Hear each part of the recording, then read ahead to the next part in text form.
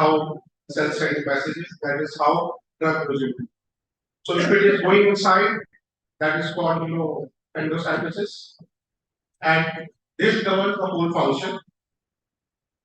Just to show that how endosynthesis occurs, this kind of extracellular comes encapsulated and coming to the.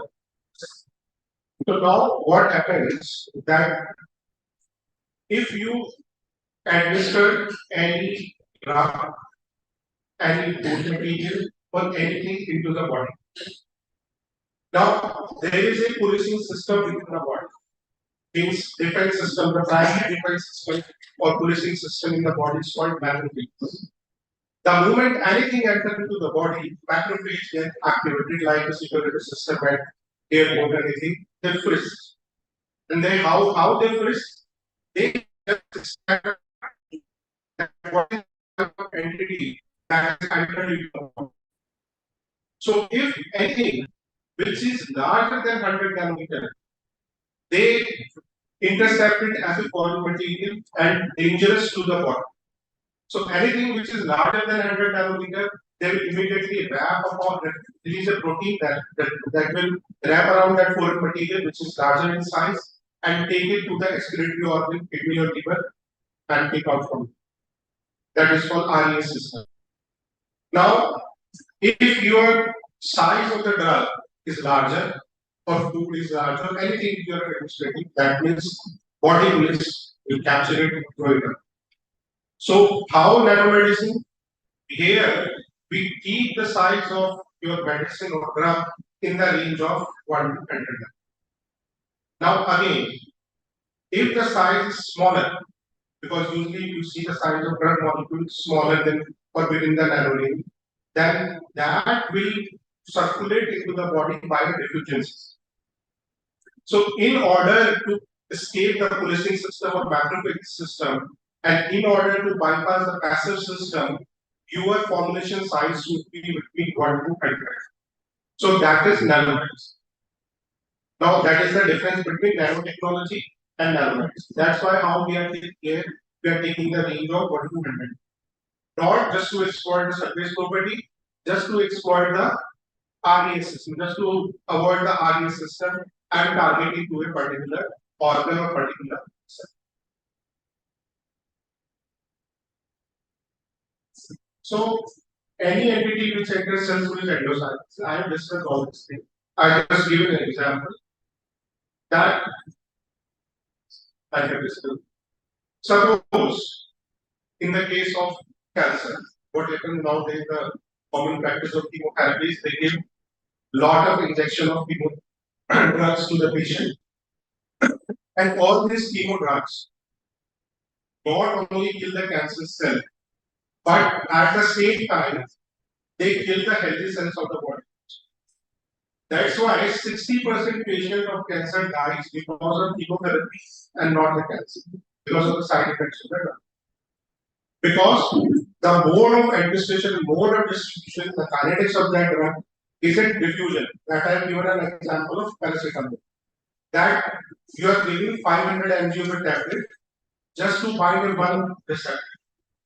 So if you found that our body contains 10 power minus 13 cells, and say one drug molecule kill one cell, then if you take the molecular weight of drugs and then if you apply your own concept, the amount of actual drug required comes out to be 100 nanogram. And for a simple headache, we are giving 500 mg. That is many times more than that of the body actually. So this kind of problem is solved by nanomedicine. So next question after this, that what is nanotechnology and nanomedicine? Next question comes, okay sir, how will you synthesize? So when I started my PhD in 2001, so from academic point of view, if you prepare even a simple silver nanoparticle, theoretical formulas in change materials at that time. Only synthesis is required, and if you show some activity, Suppose we publish from our labs synthesis of silicon nanoparticles and kinetic, and we publish it in JAX. At the time, publishing in JAX. Nowadays also you can publish in JAX. At the time, only synthesis part you can publish in JAX. So synthesis part at that time. Now, how this is different from that time? For at that time, lot of methods, since at that time, lot of methods come into the communication that you can synthesize nanoparticles from this method, this method, this method. You'll find thousands of the methods. But now, if you prepare nanomaterial from any method, and it is not a green method, and if you prepare a particular formulation and take it to the toxicity lab, your formulation will fail because these nanomaterials are also associated with a lot of toxicity. So at that time, we use this method that is called microemulsion system.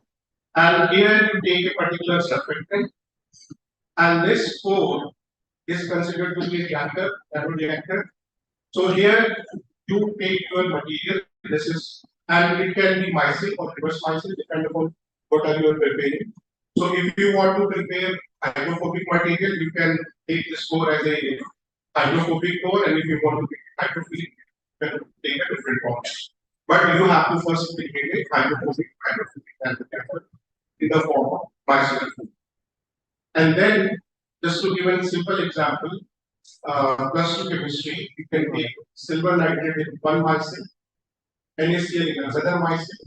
So if you mix them, just a physical method, the same chemistry will happen, HCl. So what is the difference? If you take it into your test tube, that will be a micro-sized particle, particle.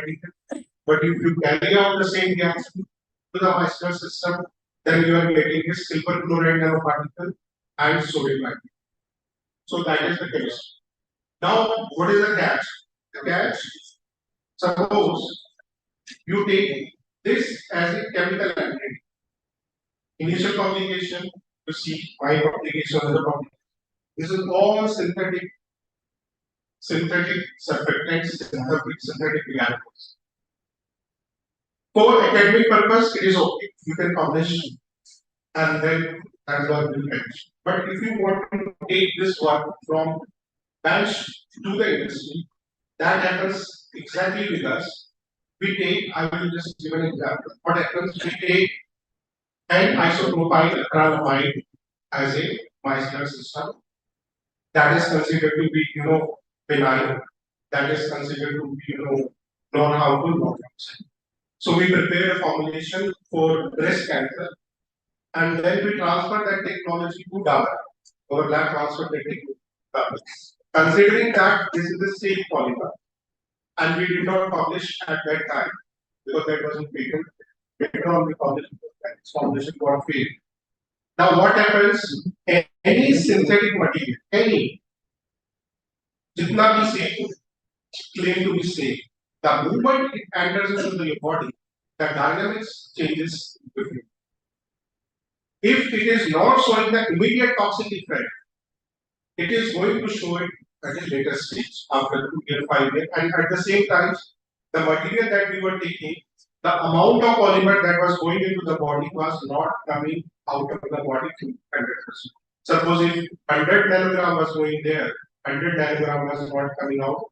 So that means either it was metabolized or it was, stored somewhere into the body. And if it is metabolized, then we should know the metabolites, the breakdown products, the ultimate products, and we were not able to find it. So that's why that drug was launched as in the name of Nanoxil in 2004 or 5. And when the toxicity, not so crystal toxicity, the polymer was not coming out. So that was silently withdrawn from the market. So from that point of time, 2004 2006, we abandoned all the synthetic polymers. Now we do not use any synthetic polymer for preparing any synthetic material to prepare a nanoform. So I will first discuss that what was that, and then what is the business level. So this was the publication at that time. So initially we thought that we will take any phytochemical plant secondary metabolite which is known from Unani or Ayurveda. So we will take a simple, like kalonji, curcumin, resveratrol, lycopene. So we thought that if we take a particular large secondary metabolite and encapsulate it into a compatible biopolymer, then, for example, we started with quercetin. Quercetin is found in onion commonly. It is a very strong antioxidant and anti-cancer property. So we encapsulated. I'm just leaving this part. So we just encapsulated it, and I'm not discussing why, just to show. And then apply to treat liver cirrhosis. Now, liver cirrhosis may be due to alcoholic or may be due to anemia present in the water. So this is the initial stage for your liver cancer. So this is the image of cirrhotic liver, and this is the normal liver. So what we have done, we just calculated this drug porosity and then targeted to the liver. So we just add a ligand to it who will directly bind to the hepatic cells or hepatic receptor at the liver. I'm leaving all this thing. So this was the polymer, monomer, this is the isopropyl. Then we combined it with hyaluronic acid. Then make it like this molecule and this amine para-aminogalactose. So this is responsible to bind to the hepatic cells which is present at the liver.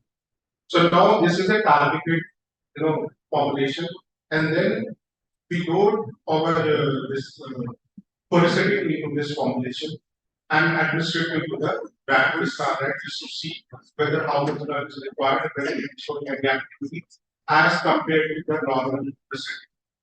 And this is a simple polymeric reaction. So this is, just to give an idea that how to characterize a particular formulation. So there are, two main characteristic parameters to characterize an event. One is dynamic light scattering, and another one is PPM transmission electron microscope. So what is dynamic light scattering method? That all these nanoparticles, if you take it into a, aqueous medium or liquid system, you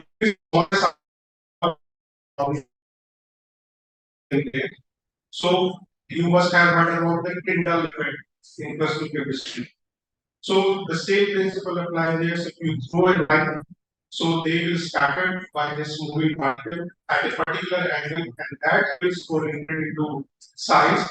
That will give you an idea about it, what is the hydrodynamic radii of the particle. And then the next is just to confirm it with the pen. So that will give you about the morphology and size, morphology of size of your pen.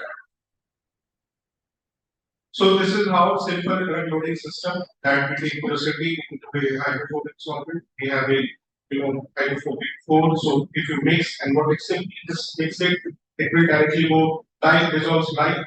So it has affinity for your line system. The drug will go to the hydrophobic form, rest part into the hydrophilic.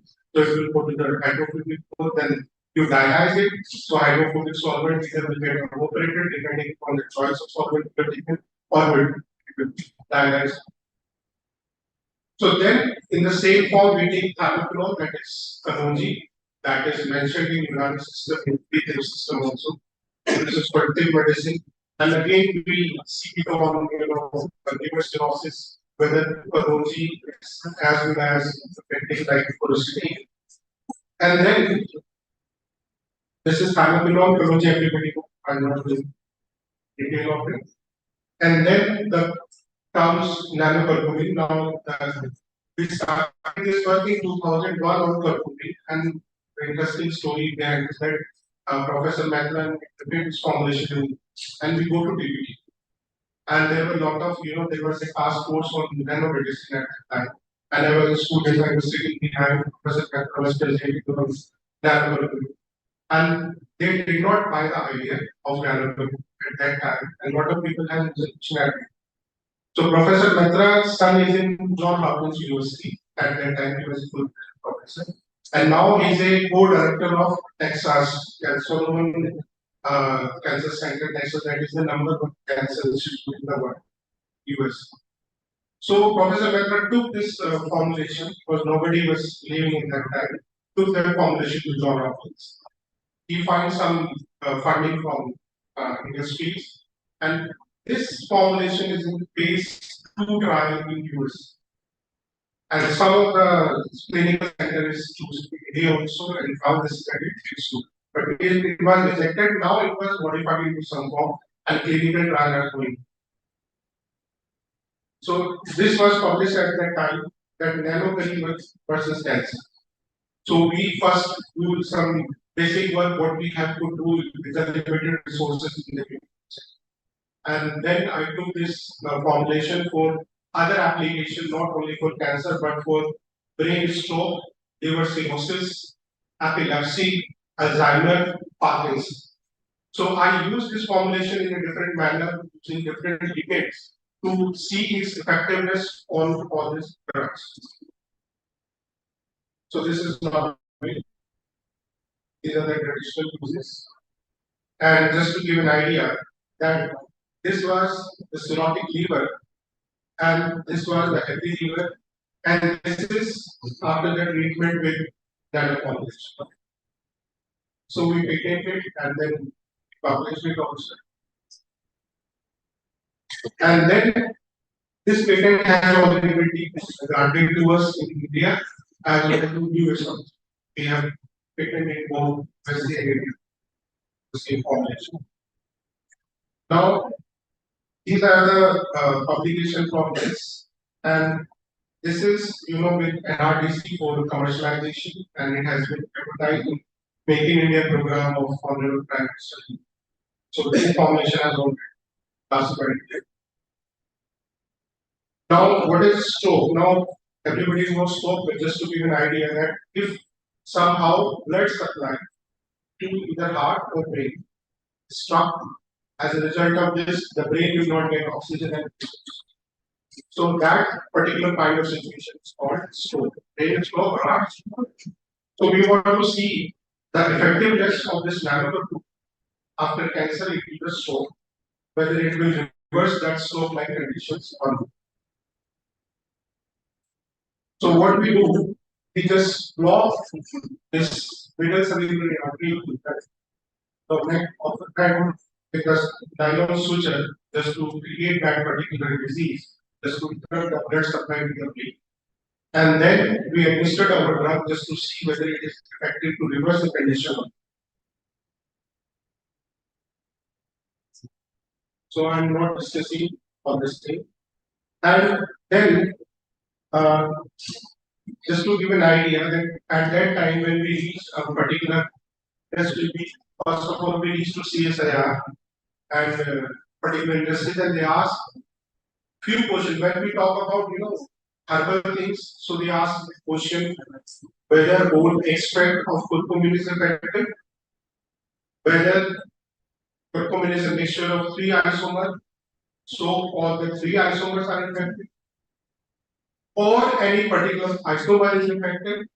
So we have to carry out all the studies. And there was a question also that was raised from industry that suppose if we take a normal curcumin and your nano curcumin, they ask critically, suppose sir, I take a normal milk, that is the formula, and if you take a your nanomedicine, then how much concentration in the blood will increase compared to.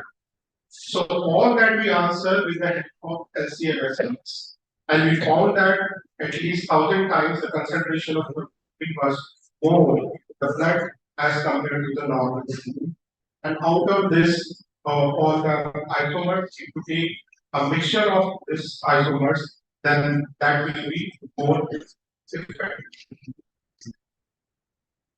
So this is again characterization of the same part. So this is our control group where you will see that this part, white part indicates stroke-like condition where there is a lack of glucose and oxygen. and this whole red is a healthy brain part. So if we give our formulation in 1 microgram, 10 microgram, and 100 microgram, so you can see 100 microgram, there is a complete reverse even in the 10 microgram quantity. And there is a 100% of your brain stroke. Now another questions which will come from our critics that, sir, how will you prove that your drug or your formulation is crossing blood-brain barrier or reaching blood? So again, that was question asked by the business people whenever we move to industry, they come with a problem. This is the problem with the drug. Tell me the solution or your drug is failure. So for that part, we collaborate with the mass DRDO. We prepare 3-4 formulation for mass also, DRDO also. One is for sarcophagus for high altitude problem for lungs. That is approved by BCGI and that is given sold. That is second one is for arsenic toxicity removal using nanoparticle, especially brain toxicity and this neurodegenerative disease. So what we done, we use their gamma camera because that is a security purposes. That is. So what we done, we tag our nano formulation with technetium 99, which emit gamma rays, and another is non-nano formulation, and then we capture the image of the rapid.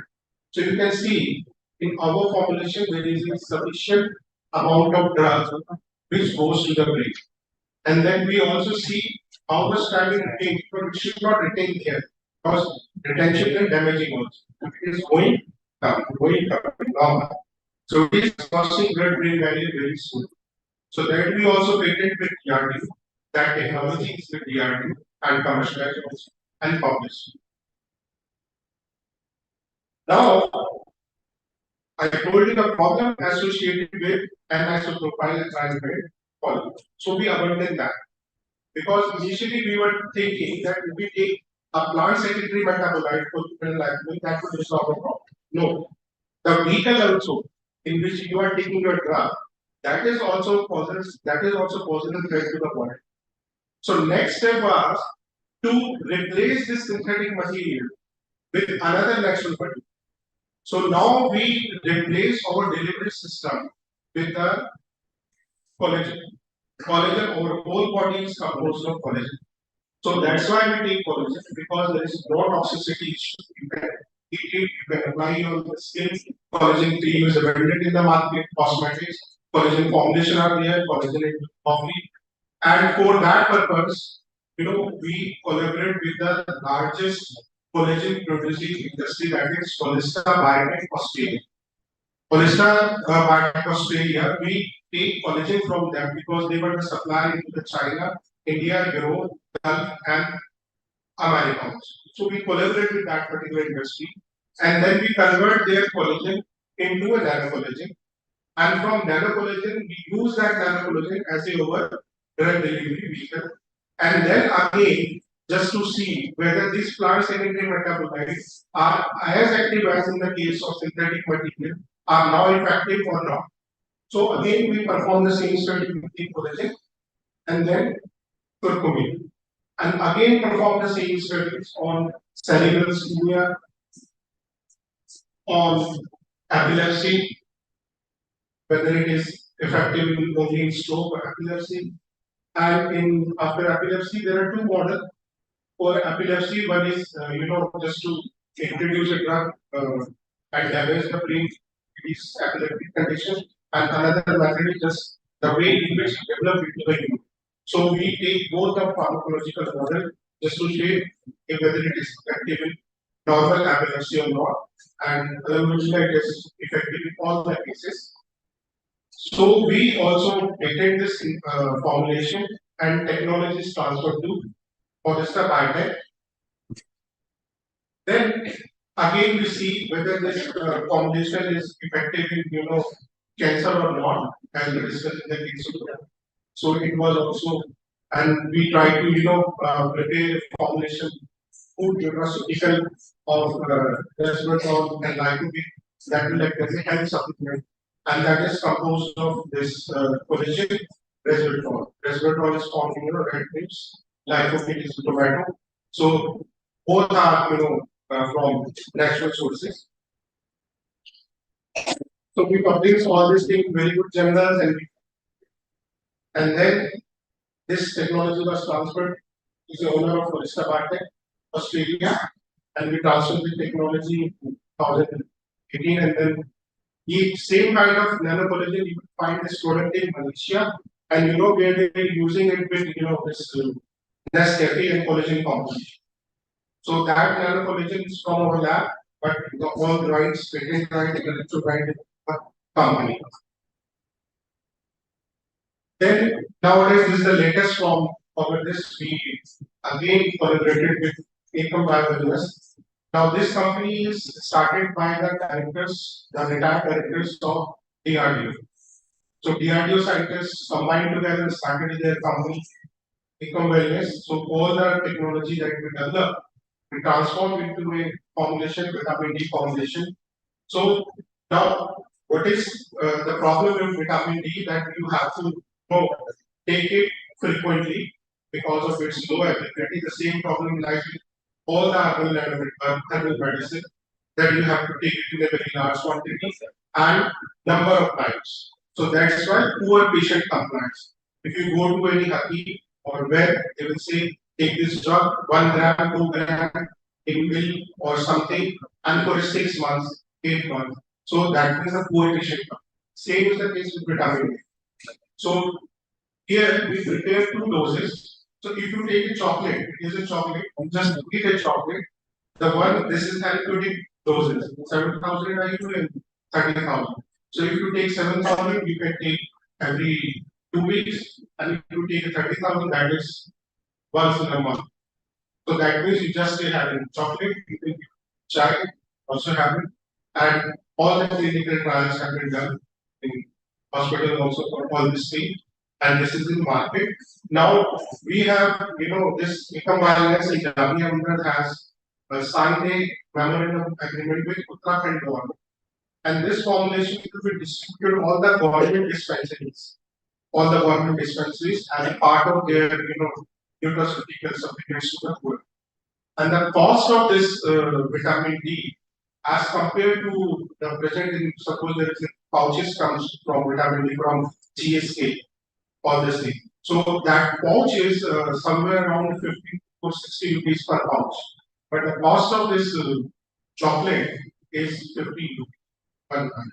So not only cost reduction, patient compliance also, and toxicity, and it is the bioavailability as compared to that which is present is at least 1,000 times more.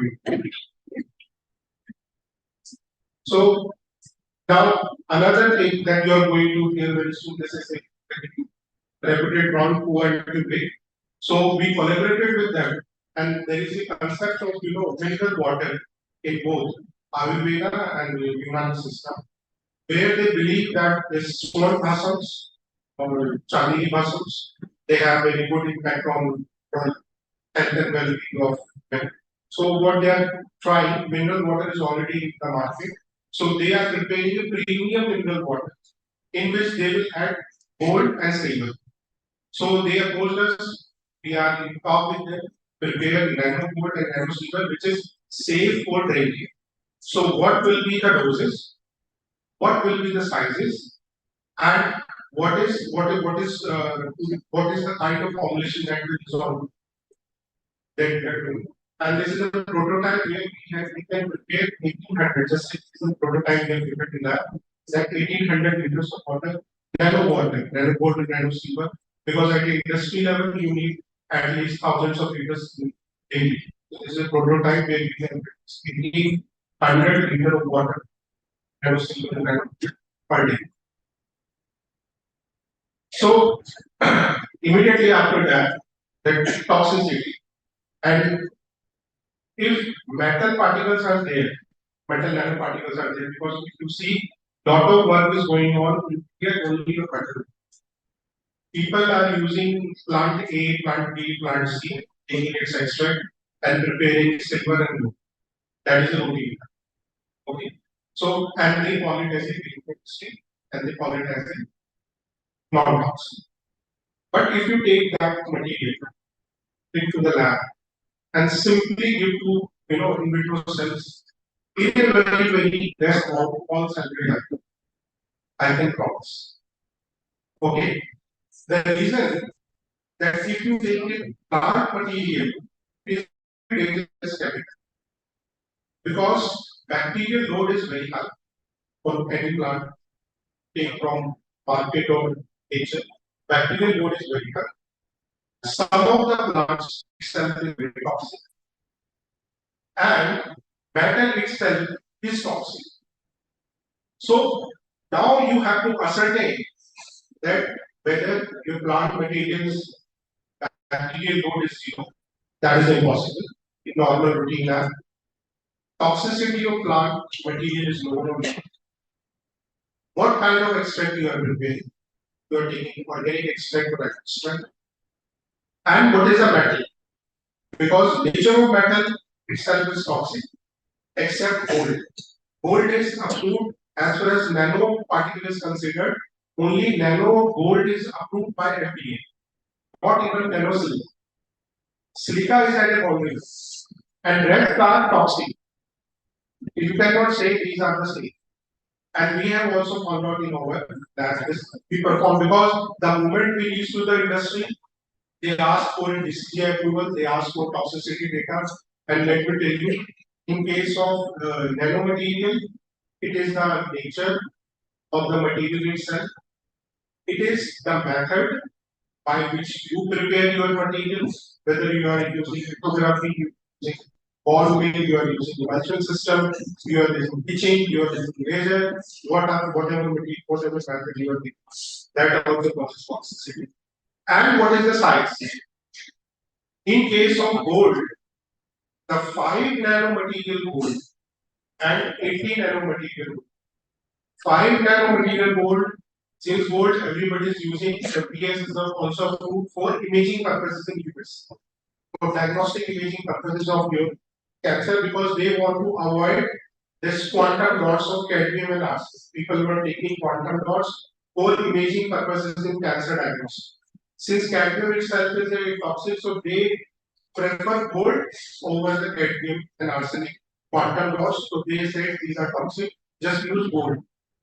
But in case of gold, if the size is 5 nanometers, it can penetrate your tissues within and can cause damage to a certain extent. Not so damaging, but to a certain extent. That is also good. But if it is in the range of 20, 50, 80, absolutely fine. So, in case of nano, size is important, shape is important, whether you are preparing a spherical nanoparticle or you are preparing rod shape, and method also important, and the plant material.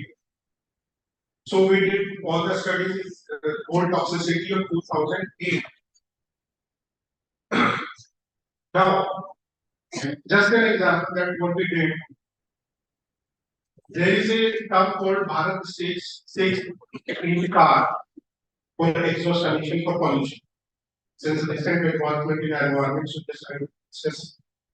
So now there is a catalytic converter in the car, which are Bharat Stage 6 for Euro 6 approved emission norms. What they use, how they reduce the emission of this carbon monoxide, they use catalytic converter. Now this catalytic converter consists of platinum and palladium. There is a coating of platinum and palladium. Now what happens? When they emit smoke from you get smoke from car from this Bharat Stage 6, there is emission of palladium and platinum nanoparticles. So what we did, we collected dust from ITU Delhi. We in the month of November 3 years ago just to see whether the dust in the Delhi, which is all on road. So we take the busiest choke of Delhi, Sangam Vihar, ITO, Anand Vihar, because you must have heard all these names newspaper. So we collected dust and then we did ICFN studies just to see whether palladium or platinum are there or not. And we found that palladium and platinum are there. So then we found out their sizes also. So they all are in the nano range. Then we prepare those platinum nanoparticles in our lab and then see their toxicity, whether they are toxic or not. And then we find a patent that which size of palladium and platinum nanoparticle are non-toxic, because then now we are going to approach this controlling authorities and companies that you are using palladium and platinum of this range which is toxic in nature, just remove it. And if you want to use palladium and platinum, use this kind of range. So we again find a patent in Europe. So that is in process and we publish it. And 2004 they itself says since there is a lot of exposure. So we prepared this bioengineered palladium nanoparticles for this equipment study of automatic particulate formulation that I have discussed. And then again, just to see which size is toxic, which shape is toxic. So we also carried out size and shape dependent toxicity from the particulate emission.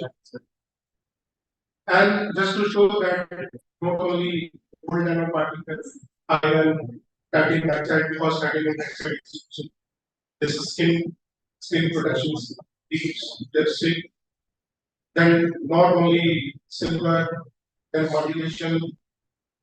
So all these toxicities, all the metal nanoparticles have been carried out by lab. And these are the acknowledgement, dear Professor McMillan, my supervisor, my wife, my first PhD scholar, he is faculty in Library. C.K. Prashant is in faculty in Mumbai, Vyas in C. Shashikant is in IPM, Pankaj is outside India, and rest of the students who have met that. And I'm also thankful to CTPT, which is the graduate for funding of particle research. This is the photograph when I joined Jamal. This is the original team, and still we are together. These are now all our faculty. These were the PhD scholars. Now they are faculty. If he is in GST, that is with light, and you have heard iodex, nano iodex, that was developed by this in collaboration with nanogel, nanotoluene. So these are in market. These were prepared by us. So thank you. So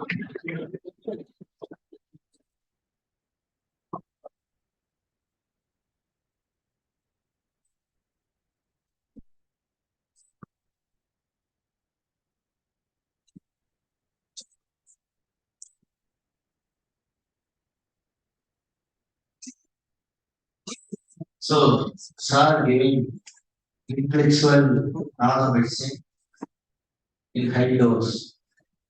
So the medicine is working in all deliveries of minds. So this is very important for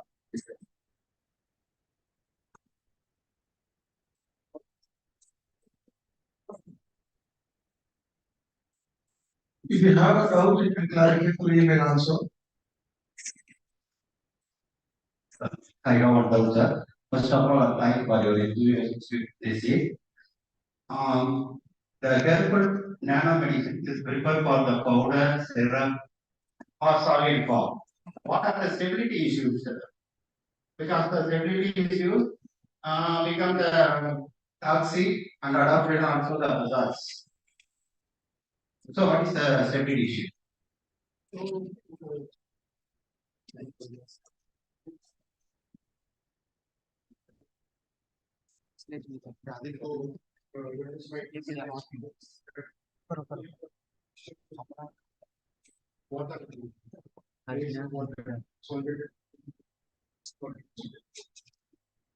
the stability of this nanoparticle is due to charge present at surface. So that's why you do charge study. So if charge is there, so if repair is zero, they will remain. So that is the so if you store them in powder form, is no problem, can be consumed. But if it is in liquid state, especially in butter, so you have to see the stability of this specific formulation. Because my observation is you see the color itself. start failing after a few weeks of treatment.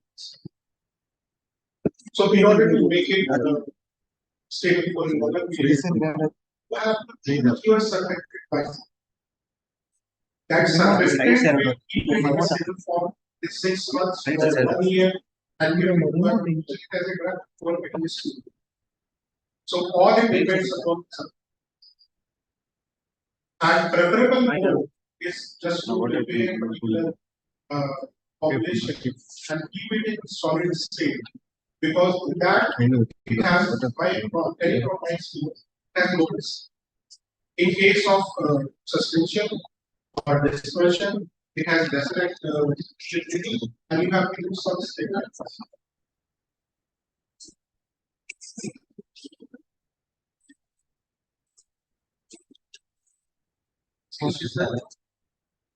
I don't know.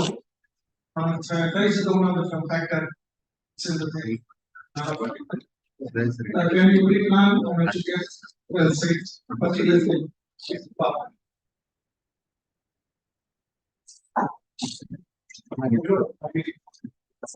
Reactor should carry out the reaction.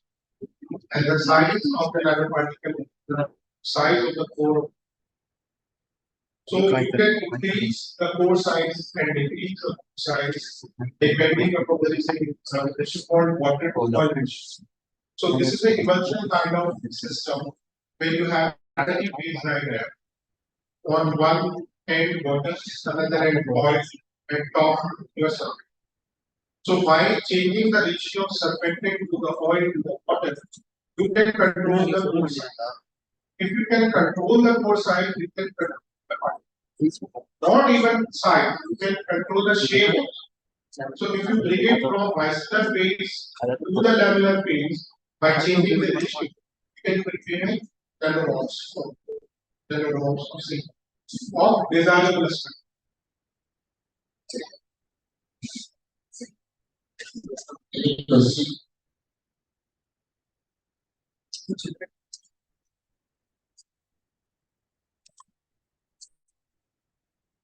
So first of all, thank you for the nice talk. I have just one question about metals. So you have showed gold and silver based medicines, but how about biocompatible metals like titanium, manganese? This is the main problem. The problem with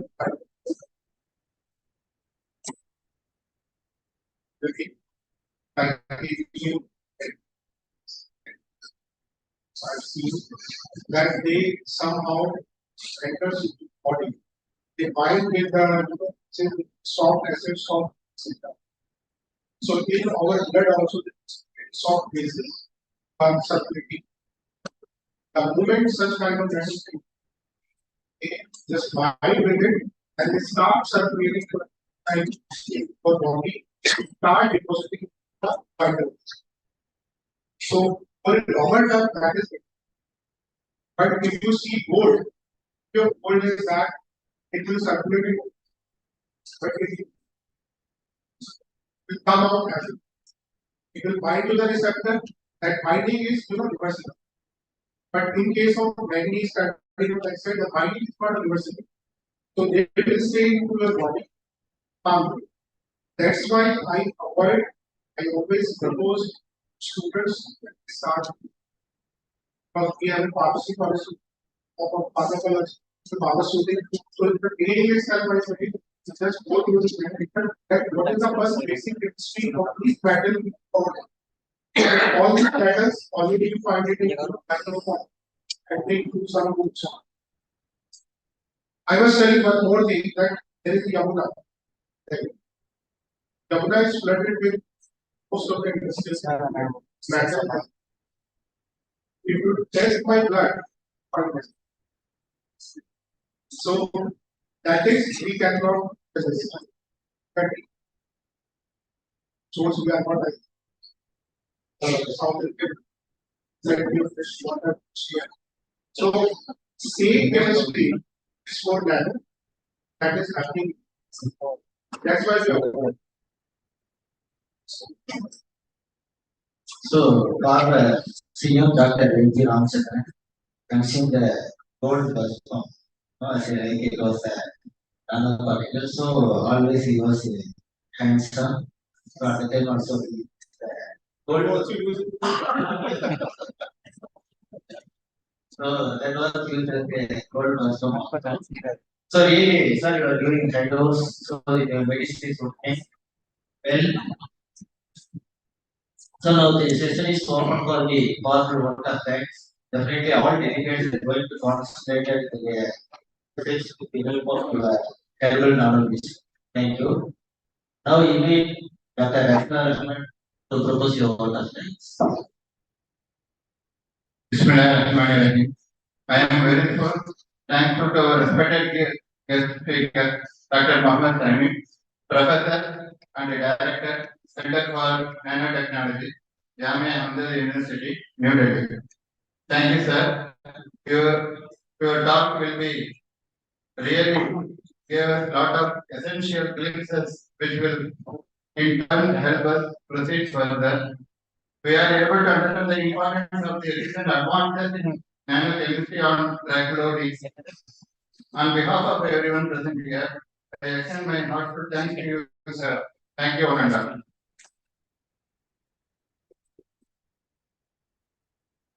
Yesterday I was going for students. Some of the students may have issues, but they do not like to ask students. So if they want to interact, they can ask me anywhere. Okay. This is for students as a professional.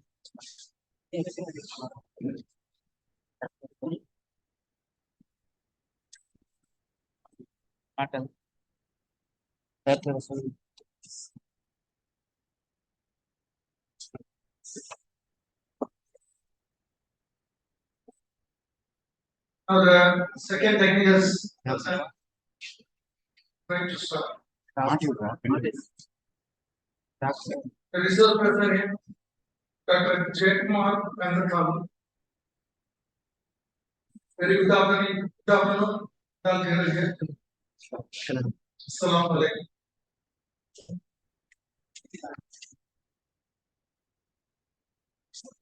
Before that, I would like to introduce our resource person,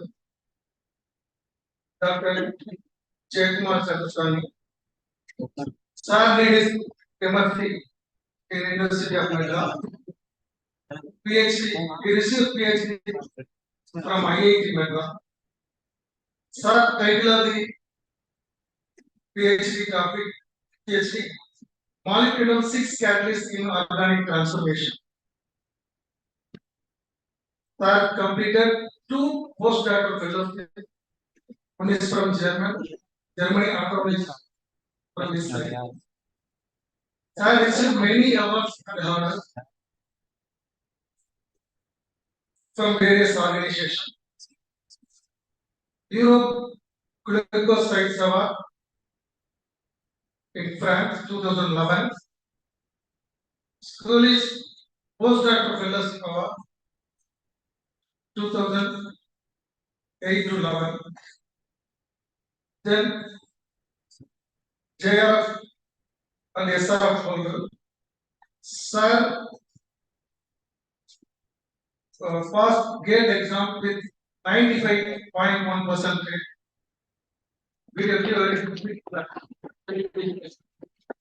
We started in comprehensive economics in IIT Madras.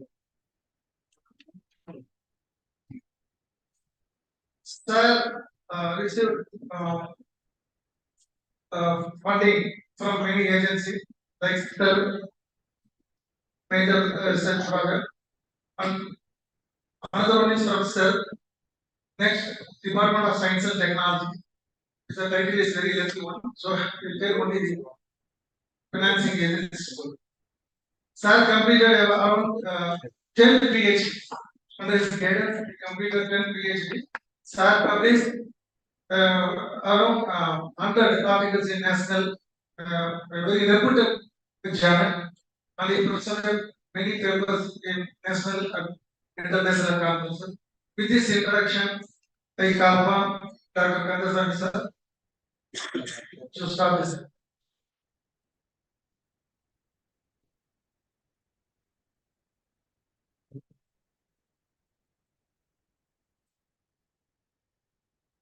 Good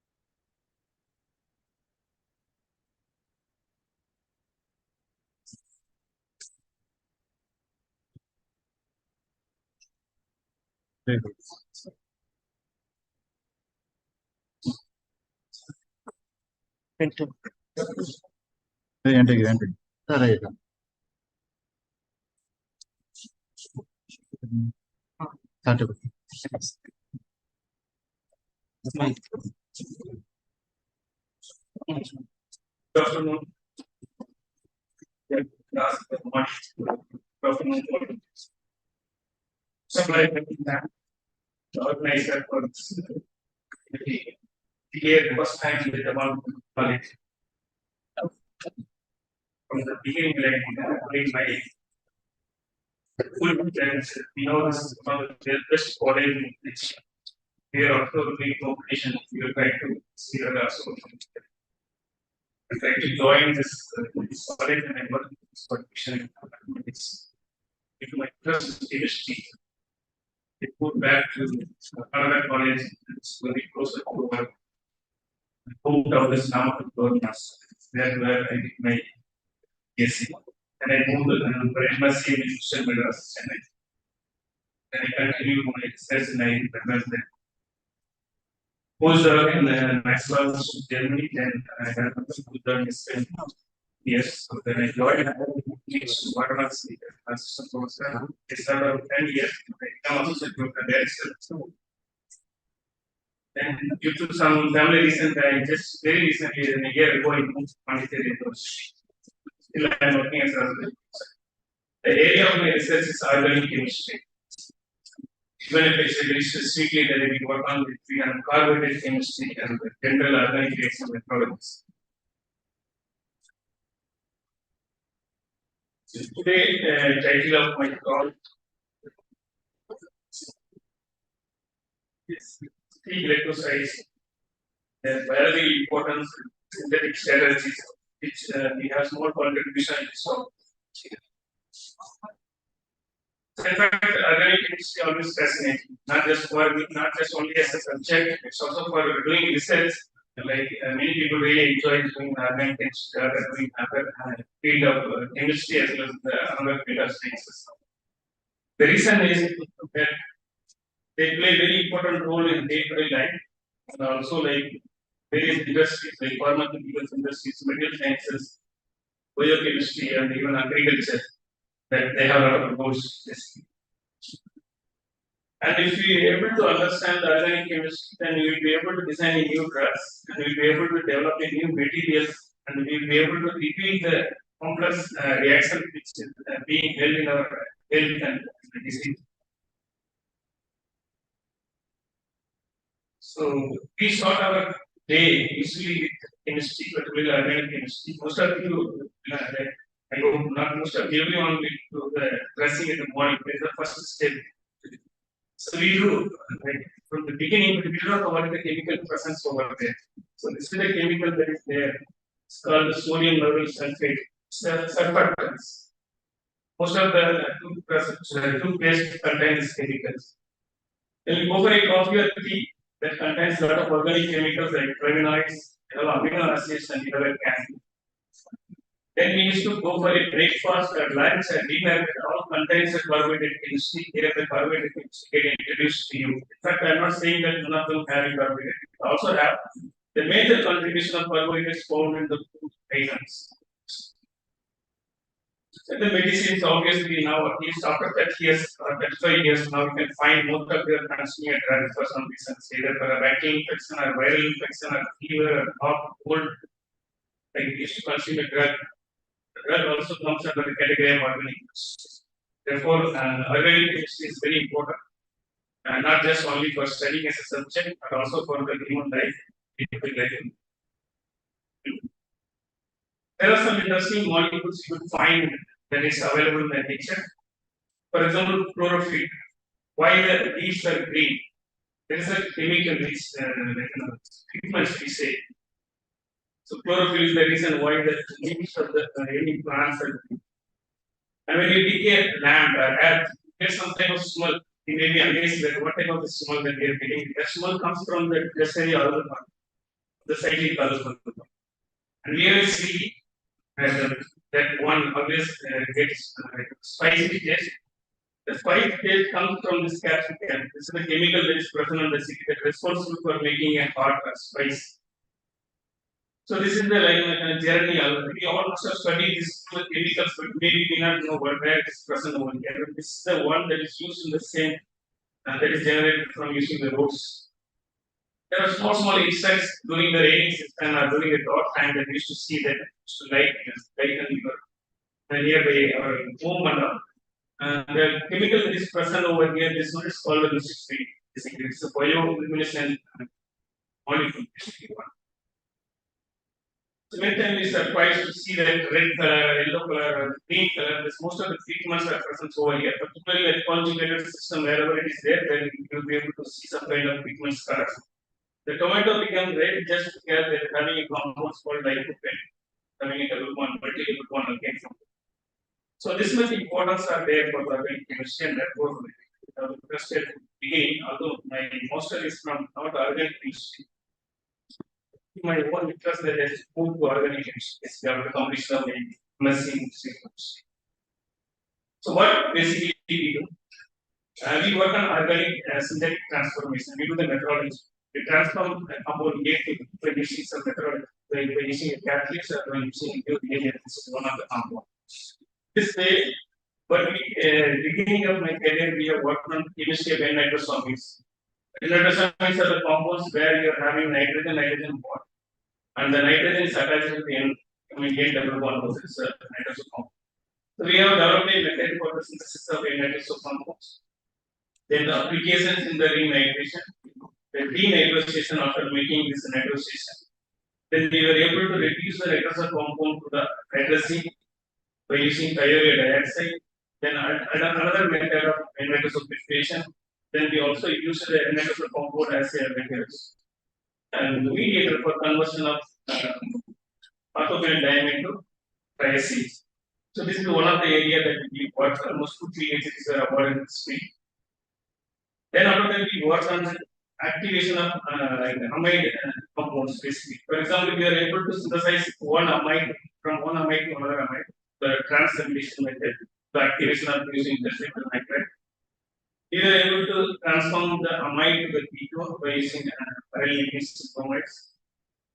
Then another transformation methods, the conversion of amides into the 1,3 dihydrolyl compound with activation. Then reduction of activity amides to the aldehydes and of hydroxides. This is another area that needs to work. This is another small unit that sulfoxyl. Sulfoxyl is a molecule that's like quite resembled to the sulfoxide or sulfur. Instead of one oxygen that you're replacing with the MX, this is isoelectronic structure with the sulfur. And these compounds have more potential to become a drug. There are so much research going on, so we have also funded some external and functional external support series. And we are able to make it like n phosphate connections are again alkyl connections are aryl connections, then we are able to make acyl connections on the it's another area. The last area that we contribute is the carbohydrate chemistry. This is a little bit larger when compared with other projects. We work on the synthesis of electrocytes, home electrocytes. We have synthesized the S electrocytes, protecting groups for the carbohydrates, and connections of C electrocytes. Then we have recently also completed some synthesis of naturally occurring electrocytes. So this is the latest area, the area which we are more interested in. So today I will be explaining the C electrocytes, what we exactly need from our level. So most of you know that every human being or every living organism contains four major molecules. So one of the major ones are nucleic acids, proteins, lipids, and carbohydrates. These are the four molecules present in every living organism. Without that, there is no possibility of creating for anything. We are just only using this for animals, whatever it's. Basically, the protein is made up of amino acids and they provide you structure and function. The DNA provides you that it's made up of TLC ribonucleotides and it's provided everything information that's from four fathers used to get the information. And the RNA helps like ribonucleotides helps to make the proteins in your body. Polysaccharides, it's a carbohydrates made up of monosaccharides, it's a storage form of energy. The lipids, it's fatty acids and glycerols from kind of oils and other things. And in our body also we have they also function as a storage form of energy to meet the long-term demands. Basically, the carbohydrates act as an energy source, first energy, instant energy provider. But the liquid is raised until you consume your carbohydrate, then it starts giving energy once you use all your carbohydrate. That's why you go to doctor, they say you cut out your carbohydrate. Don't eat carbohydrates if you have a fat. The fat automatically will be consumed. So better to fasting. If you want to reduce your weight and you want to get your good health, then do a fasting. So in fact, all these biomolecules are interconnected, particularly nucleic acids, we study nucleic acids called genomics, study protein, this is called proteomics, then we study carbohydrates called lipomics. They all used to interconnect and interact with each other. That is how the functions or the cell communication takes place in our body. Today, a normal person is having approximately 63 kg, then the water content around 60%. So we can see there's around 40 kg is just only water in his body. That includes the fluids, everything. Then protein is the second one, that is 70%.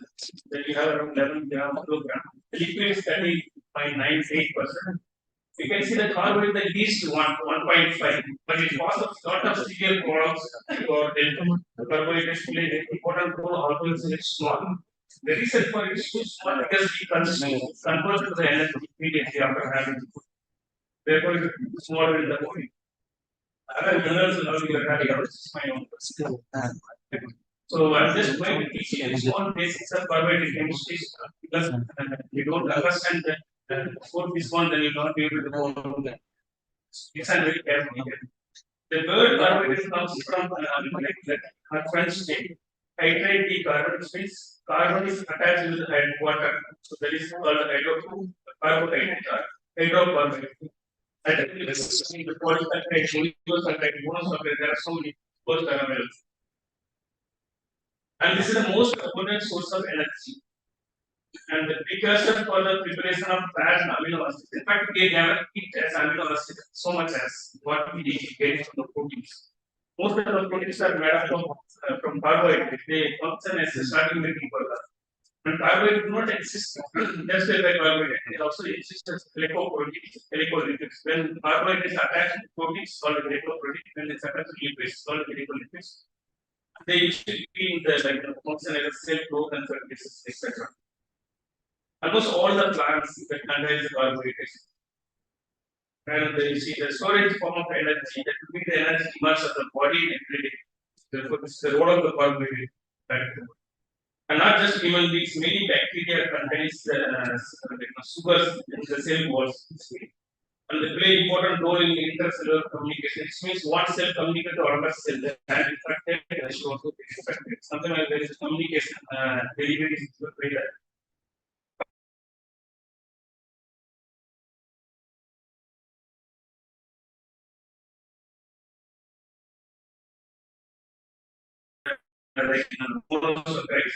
fructose, galactose, these are all just a mode of every single unit. When the two units are connected, you are generating a disaccharide. For example, this glucose and fructose joined sugar is generating sucrose. The sucrose is the one that we use every day in our like in our daily life for making coffee or tea. It's a table sugar.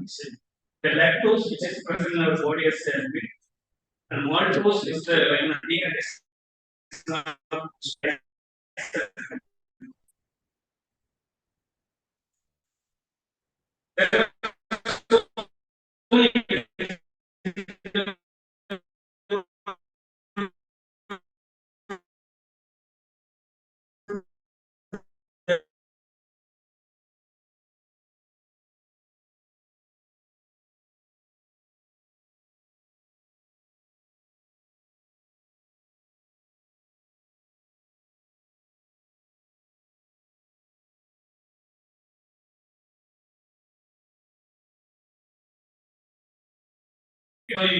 stomach pain as a kind of poisoning type of stress.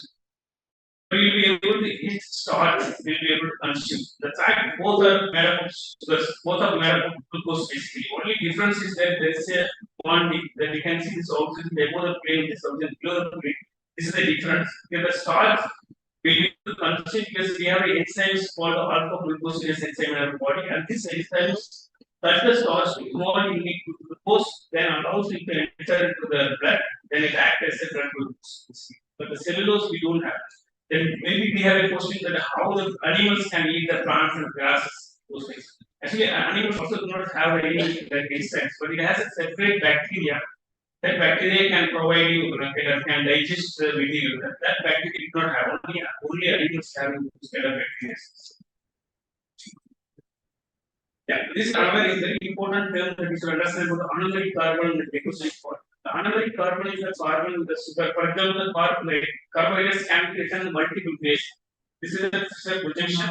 This is a whole projection. This is a chat form.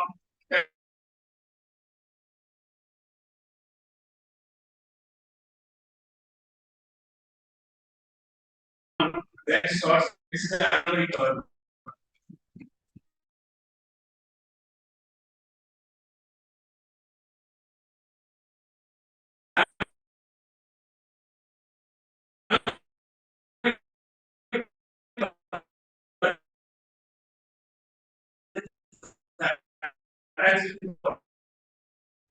Same case.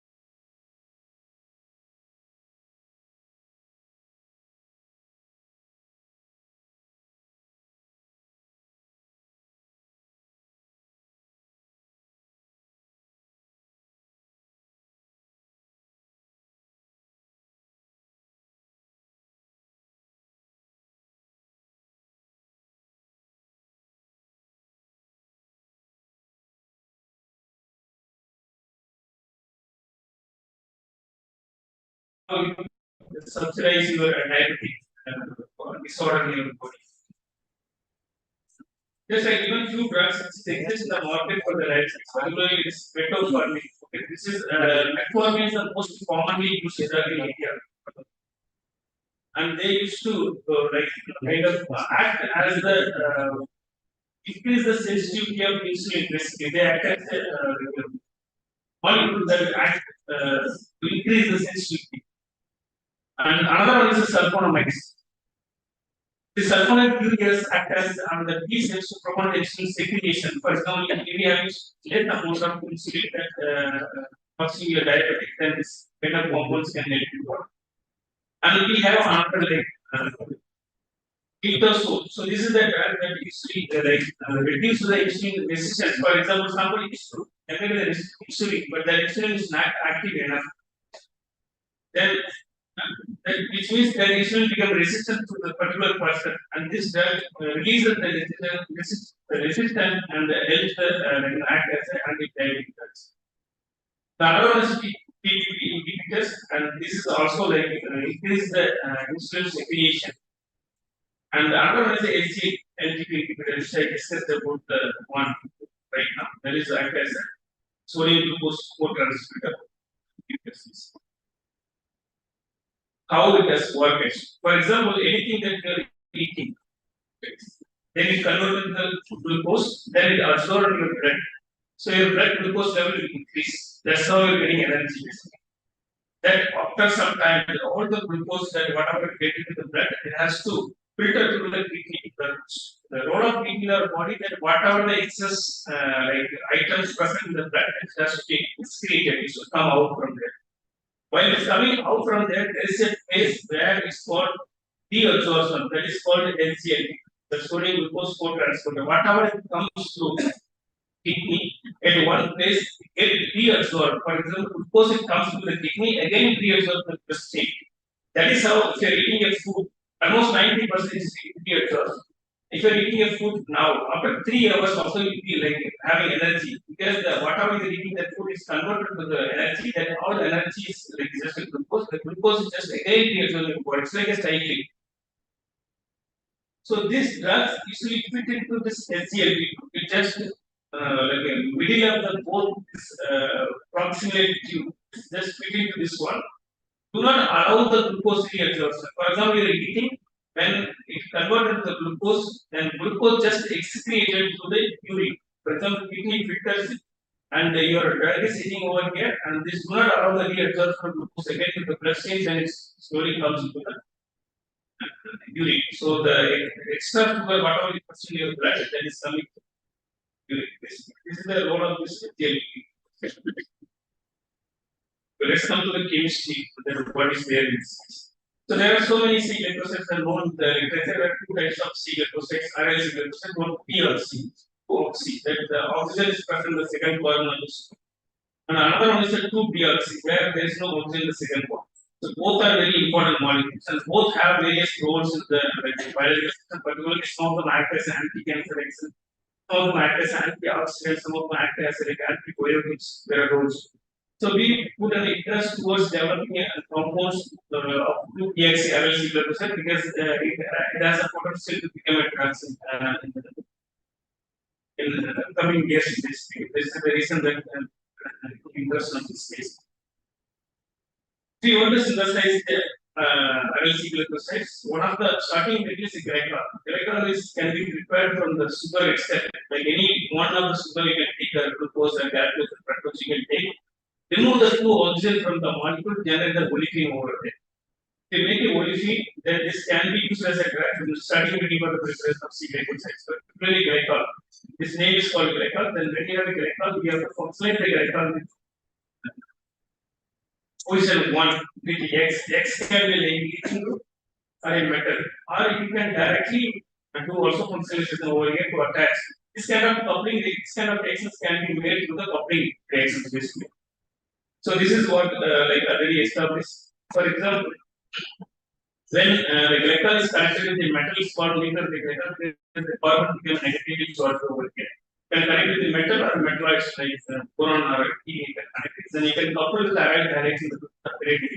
so that you will be able to get this compound which is attached to the oxidative compound. Or you can take electrophilic electron where the leading group is iodine or phosphate, like carbons become electrophilic over here. It's called electrophilic electron. Then you can attach the nucleophilic allyl sources. This also will not very good. Then you will be able to generate the TRC RLC electrolyte, but only if you are having the molecule over here. So that can be reduced by using some reagent to get the desired molecule. This is a methodology which already developed. Alternatively, what you can do, you can take directly without functionalizing the record, you can directly use like a type of coupling. For example, X can be boronic acid or hydrazine or sodium sulfonate, bromine, or iodine or carboxylic acid. You'll be able to couple this one together like a type of coupling. The problem is over here, you generate not just one product, more than one product is observed. For example, like DLC or the opening product is made. So this is the problems that face. And this is one issue over here. The previous slide, if you see the problem of this type of reaction, you need to go for a decant, so you need to go for a costly kind of chemicals. And this starting metals are not very stable, and preparation of starting will require large amount of energy or human labors, and therefore like this is also not very well explored, and this is also not very well explored. And during this time, when we started our work at IIT, but we came across about aryl resins. So maybe you know aryl resins also are very commonly used in many synthesis, particularly standardized reaction, chemical reaction, bind the texture. And this can be easily prepared with annealing. The process of storing nitrogen and same with the digestion salt. And this digestion salt can be coupled with origin or aryl iodides or aryl boric acids through different reaction conditions to generate the various coupling products. The advantage of using aryl salts, they do not need a decants and you do not need a high temperature. Because aryl resins are highly electrophilic in nature, therefore it can easily undergo plating cross copy rates at room temperature. So this was strike to our mind, and we were trying to replace the previous methodology where they took the glycol and used aryl iodide and aryl boric acid. So the first work we did in our lab. And what we did instead of aryl iodide and aryl boric acid, just replace that one with aryl hexyl salt and we tried to cover. What we see, none of this previously existing product was formed. Instead of that, we got another product that is 3-keto. We actually see glyphosate. This is what we got, and we also got alpha glyphosate. That the bond and this carbon is down to the base. So this reaction was further optimized, and you were able to see around 90% the ready acetate in acid water mixture. So once you get into the optimized condition, the next is to optimize the kind of explore the substrate scope. So we have explored the substrate scope of the reaction with respect to the kind of performance and the aryl resin salt. In case of aryl resin salt, we have used electron donating and electron withdrawing halogens, etc. We have used. In case of glucose, we have used methyl protected glycosides. In case of catechol, we have used methyl and methyl protected catechol. We have used all the cases we are able to see that desired function with excellent patients. Then we move again to the another type of sugar, because there are plenty of sugars, more than 27 more sugars are known in the literature. And we were able to develop the starting materials, and for that, then we are subjected to the reactions to make the coupling reaction and the characterization. So this all we have done in this.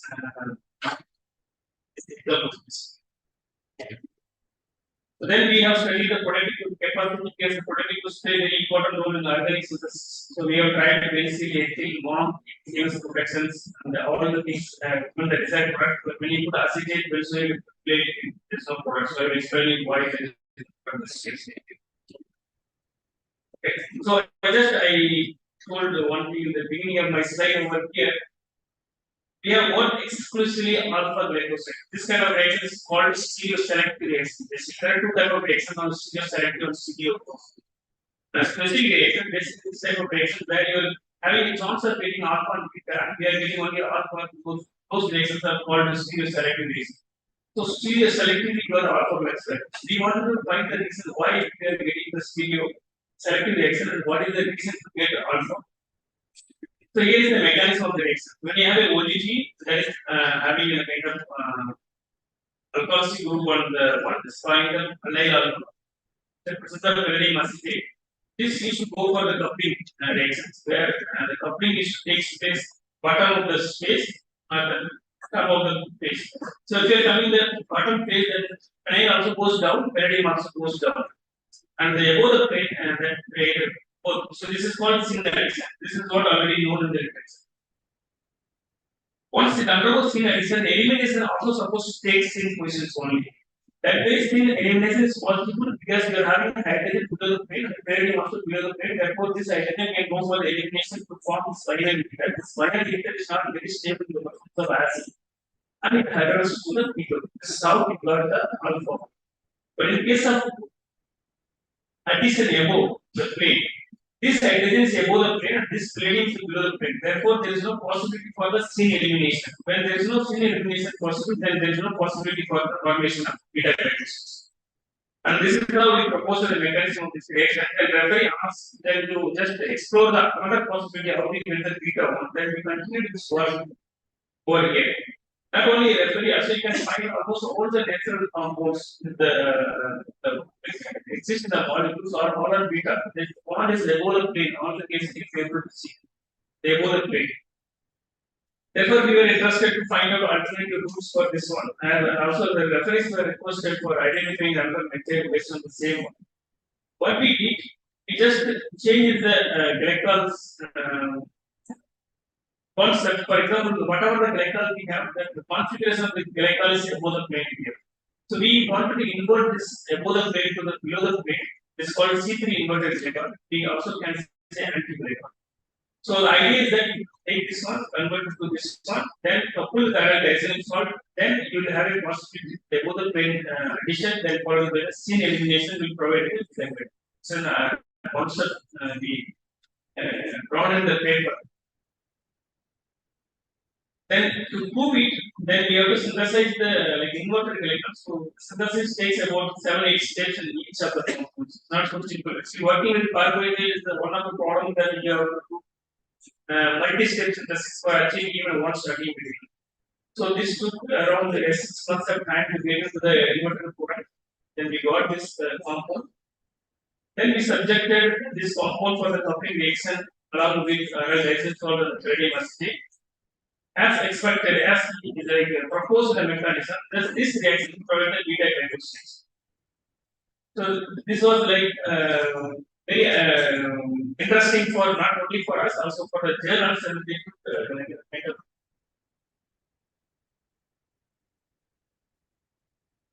can you show me this slide?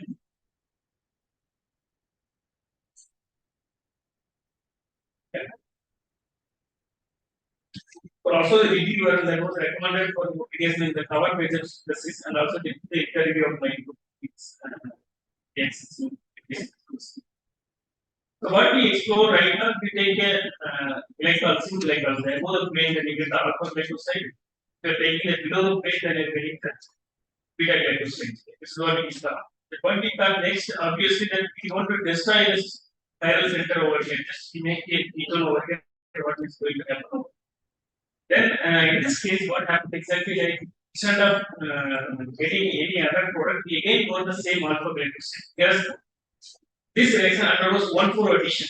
Like this is coming above the plane, like it's a Michael acceptor type of reaction. It's a nucleophile reaction, it's equal with the pyridine acetate, and you're getting Michael addition type of reaction, you're getting alpha glycoside. And we got a 10% of the unstable coupling product. So we were not interested in this one because we already know how to get alpha glycoside. We don't go for oxidation and cold way complication. But we are interested in this one. The reason why we are interested, we have this double bond. This is called a ketone, and which can be selectively reduced to above the plate or below the plate. So this is one of the idea. So what we basically decided that we try to make the condition where we get the minor product as a major one. So in this case, like we are expecting 2 steps. For example, if we take a glycol, oxidize the glycol into OH to get the ketone, then do the coupling reaction, then reduce this double bond by using series selective methods to get the desired products. So we tried the reaction with arylfuronic acid, aryl disulfide under various conditions, and we were not able to get this minor as a major.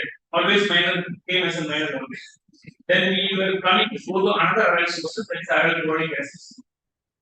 So in these conditions, we have optimized the reaction such a way that where we get the minor, the previous one become a major over here. For example, 1AA is the one we recur. And under this condition, in the presence of giganes and the temperature was about 100 centigrade, 1,10 So we were able to make this 1AA is a major product, it's about 90% clean, and the 2AA was like completely like polished, almost like less than 5% pure in the soil. So after having this optimized condition, then we are able to generate a large amount of our library of the compounds in the publication. So for example, we have taken the character genome, we have prepared various molecules of aryl coupled galactose. Similarly, to the glucose genome, then we have also coupled various arylfuronic acids. The arylfuronic acids are substituted in the electromolecular groups and electron is also explored. In those cases, like the genes are quite similar to the normal unactivated aryl sources, and therefore this reaction is highly successful. And as I said, we have more than 23 monosaccharides. We have also further explored like L-albinol, ST-lamanol, and N-lamanol. Those sugars also we have explored. In all the cases, we are able to get the oxidative coupling products in place of the cases. Then we have tried the reactions with various protecting group containing electrons, the chemical genomes, particularly like you are having R group can be acetate. So you will like form DBTM. There are many protecting groups that are used, and all the cases they are able to get the desired products in the reactions. So as per the like in the case of our idea that first step we are very successful. Then we wanted to have a second step, how to reduce this double bond over here, particularly serious selecting. So we have tried the common reducing agent like lithium aluminum hydride, sodium borohydride, and barium carbon hydride. We have tried all these three things. Right? We have failed with the lithium aluminum borohydride, sodium borohydride. This reaction provides the mixture of the compounds, but in the case of palladium hydrogen carbon, we were able to get the desired product. For example, if you are having like palladium carbon hydrogen, it's double bond, and the ketone both get reduced, but the above plane it appears to be able to plane. The reason that the palladium carbon is a cis reducing agent, particularly if you have a triple bond. If you want to reduce by using palladium carbon, then you will be able to cis voltage basically. So that is the same methodology that when you are having the palladium carbon, this double bond comes from the alpha side attack, which means the down of the plane. The nickel comes down of the plane, so O just getting up, and also the base is getting up because the hydrogen is added to the down of the plane. So we didn't put much effort after this, then we are able to like generate various compounds of PXRLs with C glycosides.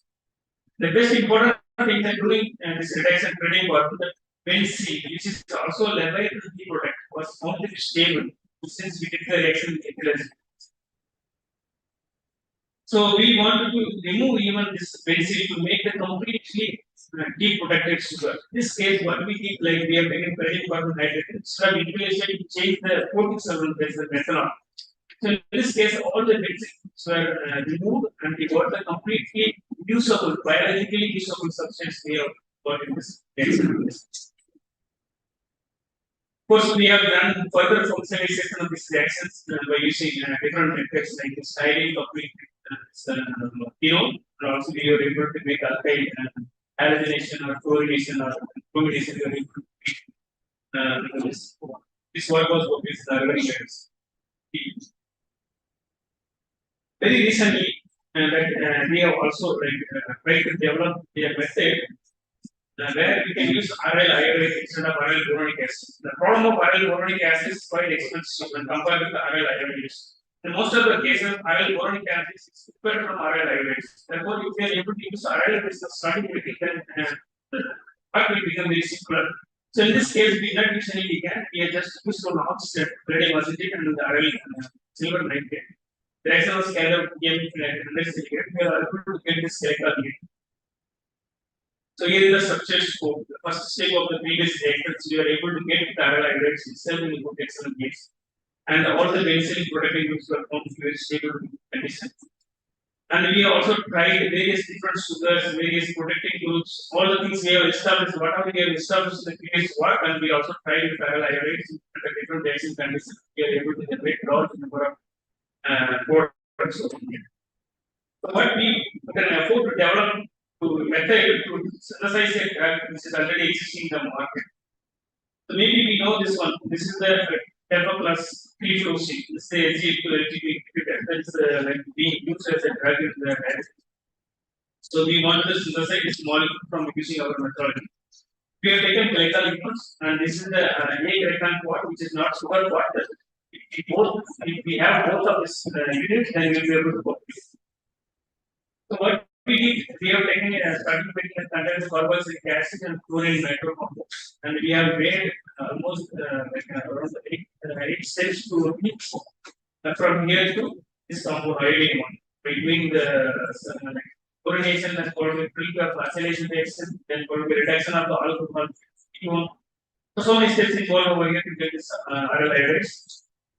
Once we have the aryl iodide, then we have coupled with the aryl glycol fuels the presence of very much as per standard condition. So we have got this compound is around 63%. So in the presence of beryllium, hydrogen, carbon, methanol, we have got the 2 TLC derivative of tapioxine. So 91% yield we got. So if you want to synthesize the drug which is really existing, then we have gone for another 2 steps more. For example, we are having a ketone. First, we reduce the ketone by using loose reduction as a canvas reaction. When you have a polyethylene and a ketone, you want to reduce only ketone, then we need to use cerium chloride. This is called loose reduction. We perform loose reduction to get the alpha. And this alpha was benzylated reducing benzyl bromide to get this type of compound. Now you are having only three. We need to take an hydroxyl. So we have done the hydrochloration reaction by using PHP and the hydrogen peroxide and sodium hydroxide. We are able to get the hydroxyl group, and this reaction is serious selective. We got the OH down the page. So we have finally achieved the synthesis of this sulfur substitution. So this reaction provides around 53% of the heat. And once we got this compound, then we are separating carbon, hydrogen, and methanol. We are able to completely decode it and make it as a final salt, which is used as a drug. And then we have kind of little bit modification of this condition. So what we did, we took aryl boric acid, and we have taken the aryl ketones. Then we have added small additive this reaction. So we inverted the reactivity. For example, previously 1 kA was the major one. But in this case, when you're adding additive, particularly like an acid over here, and 2 AA become the major product. So reactions we have further performed. So in this case, what we did aryl boric acid, glycol ketones, and the citric acid, sodium acetate, and 1,10 number. Then we are able to get alpha aryl hydroxides of the example. So here is some example, and this work was very recently synthesis. And we have done a little bit more work. You will try and understand, and I want to stop it over here. Basically, the conclusion of my talk is that we have developed a method for the synthesis of from glycols.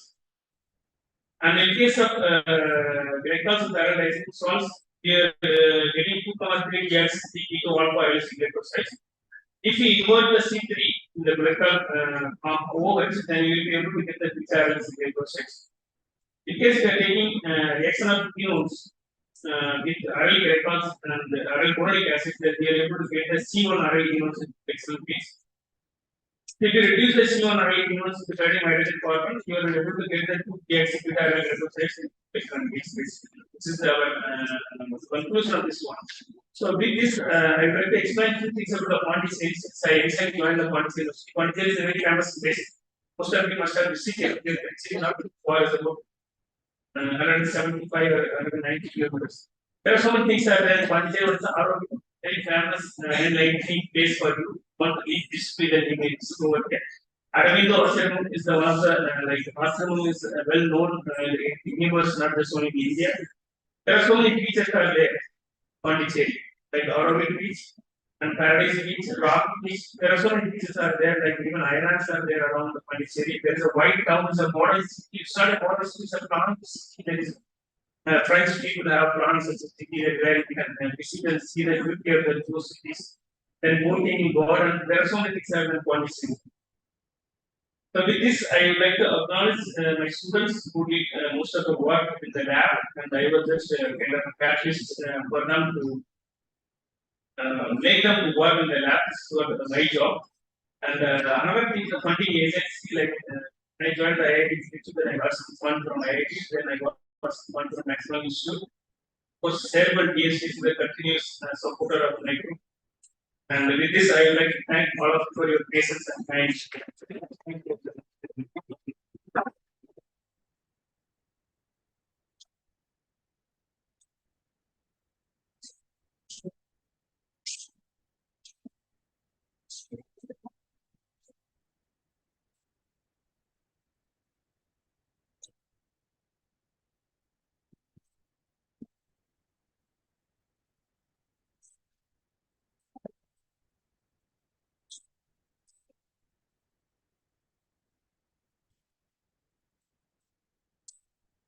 Sir completed a very nice lecture. Now the session is open for discussion. Do you have any doubt or clarification? You can ask.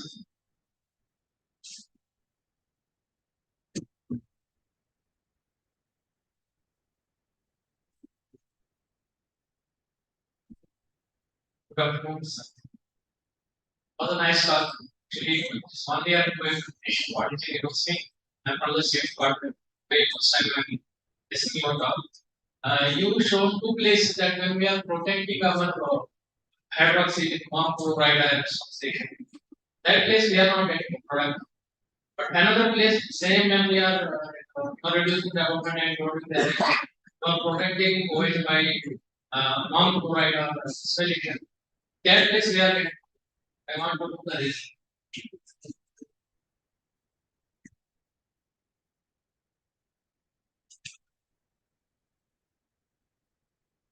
Yeah. Nice to see you in fact, he's the student of our Manish. He's yeah. Actually, it's a good question. Basically, we were not also previously known the reason, but now we know the reasons for that. Actually, the mechanism plays very important role. One case we get the beta elimination and takes it. Another case we don't get the beta elimination. We get the oxidate recovery race. So in case of beta elimination, acetate is not acting as a leading group. So, but in the case of benzoyl, benzene groups act as a leading group. Because of protonation, it's a possible to protect the benzene OH. Therefore, it's going on. But this is what the that peer understanding. We don't have it. Thank you so much.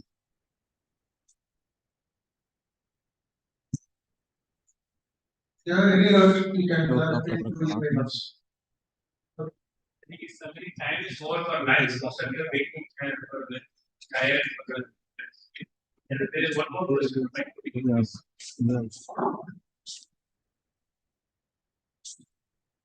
Thanks.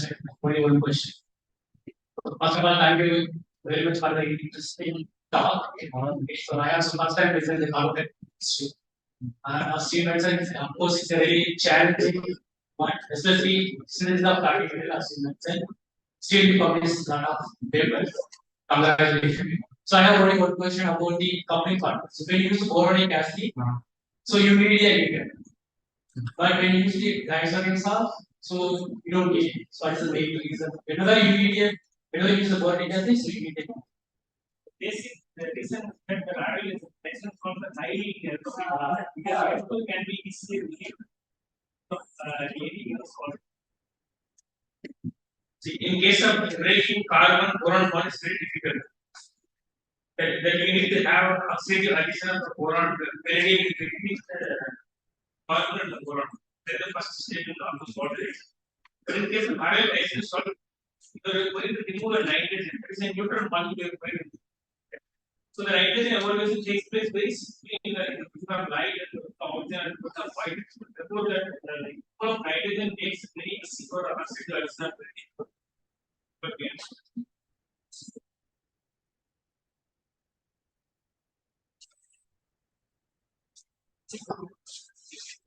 afternoon, you are hungry, we need energy. Sir already gave the dosage of carbohydrate. Definitely, this would gain energy. This settled.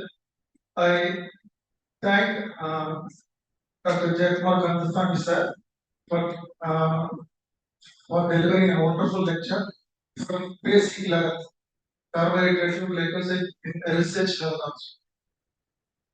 Definitely, you are all benefited. I hope you are all enjoyed and benefited. Once again, I thank you, sir, for delivering wonderful lecture. Thank you all. Announcement. Dear participants, kind attention please. One important announcement. Time for lunch break. We will be having a lunch break now, which will be provided in Jamal Mohamed Auditorium, which is situated at the backside of NBA Auditorium. It is conducted inaugural function. The backside of that auditorium, lunch will be provided there. After the lunch break, we will assemble here for invited lecture 3. Dr. H.P. Nagaswara, Professor and Chairman, Department of Studies in Chemistry, Government University, Bangalore. It will be started by 2:30 p.m. Then invited lecture 3 will be started by 2 p.m. That means online session. Dr. Yunusa Umar, Associate Professor, Department of Chemical Engineering, Australia Industrial University. It will be conducting by 2 p.m. in physics seminar hall. Our volunteers will be directing you, don't worry. It will be conducting as a parallel part. Invited lecture 3, invited lecture 4, then oral presentation team 1, team 2, and team 3. Oral presentation team 1 for oral presentation number 1 to 75. It will be conducting in LH 98, which is located in Department of Chemistry. Oral presentation 76 to 140. It will be conducting by 2 o'clock in LH 100. It is also situated in our chemistry department. Oral presentation number 140 to 175. It is also will be conducting as a parallel session. The lecture, oral presentation will be conducting by same 2 o'clock in LH 101, which is also situated in the Department of Chemistry. So that after completion of our lunch break, we will conducting 5 different programs, 3 oral presentation and 1 invited talk, invited talk 3 and invited talk 4. The invited talk 3 online session will be conducting here on online, physics seminar hall. Invited talk 4 will be conducting here.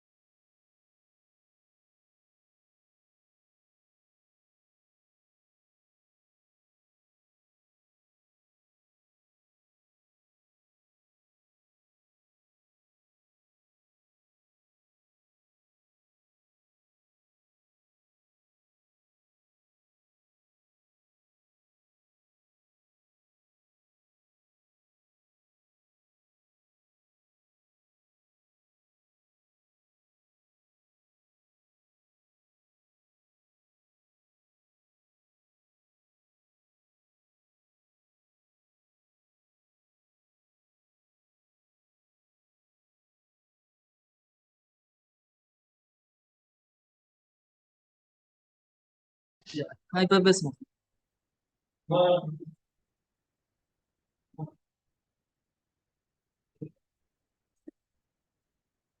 Hello, sir.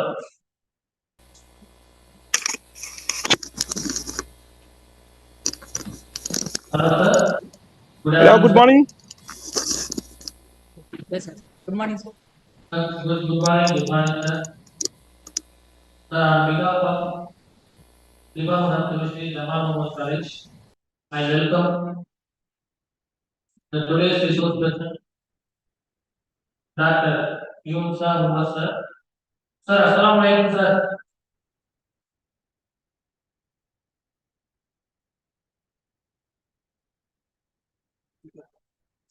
Hello, sir. Sir, my voice is audible.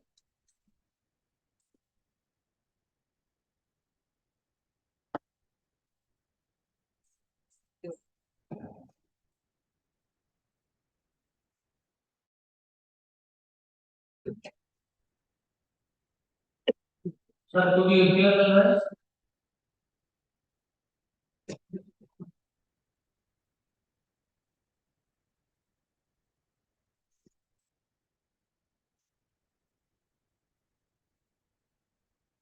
Technical in charge, Kannan, sir.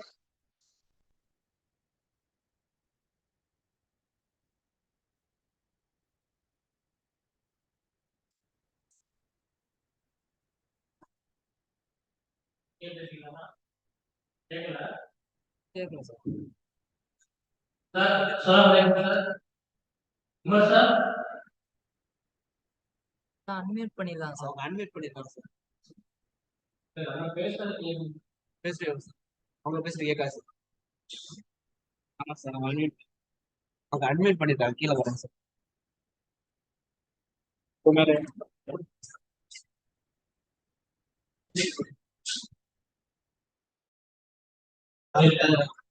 Yes, sir. Kannan, sir. Sir, yes, sir.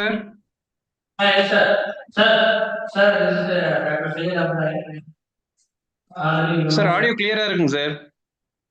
Voice is audible, sir? Yes, sir. Guest வந்து mute பண்ணிருக்காருங்க sir ஆடியோவை. Okay, very clear, sir. Yes, sir. Okay, sir. Okay. Yes. Thank you, sir. Thank you, sir. Sir, I think the program will start at 2 o'clock, sir.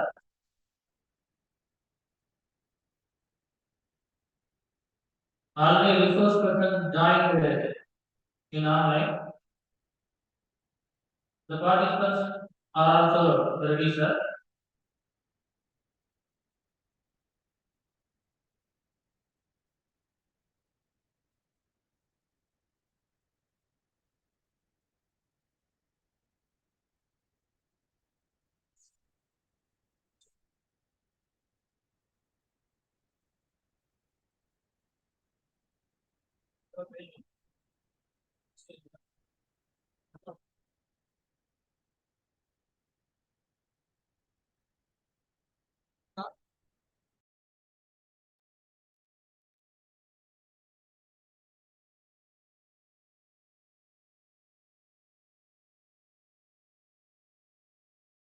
Organizing committee member, organizing committee, I welcome all the dignitaries,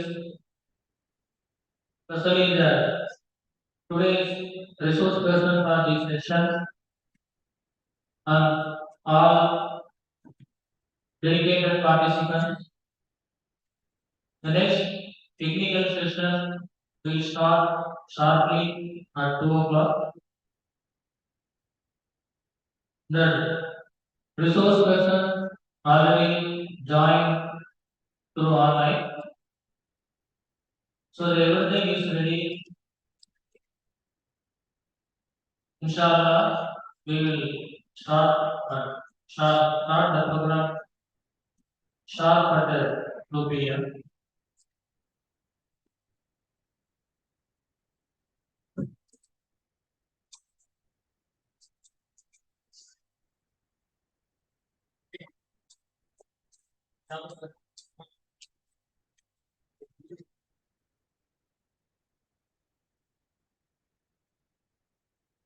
சரிங்க sir.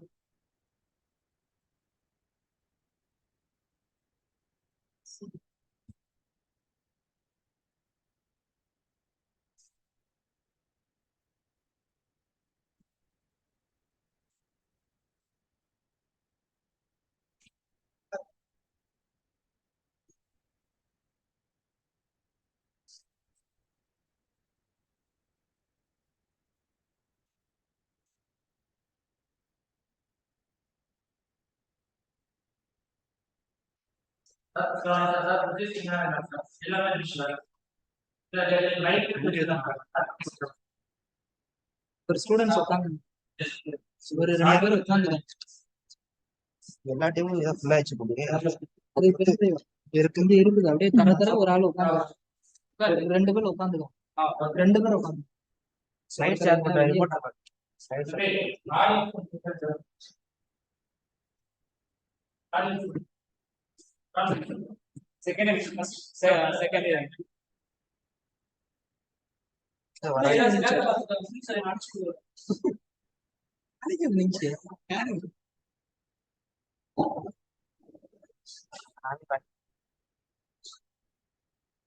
சாப்பாடும்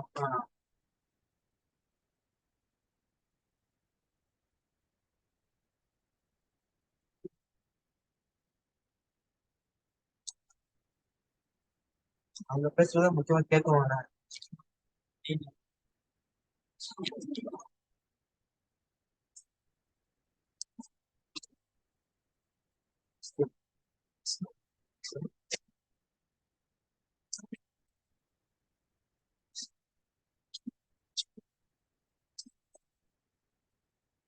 Good afternoon, participants.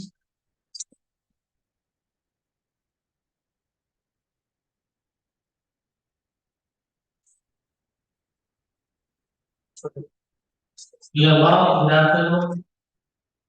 அந்த மேலே நடக்குதா நம்ம கிளாஸ்லயா? Dear participants, the next technical session will start sharply at 2:50 p.m. 15 minutes late due to other technical issues. I request all the participants, those who join in online mode and also present in offline mode,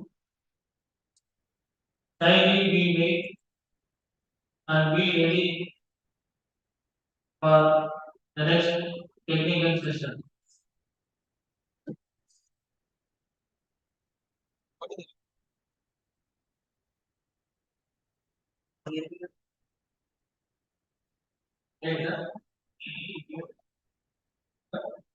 sir அவங்க பேசுறது கேக்குதா?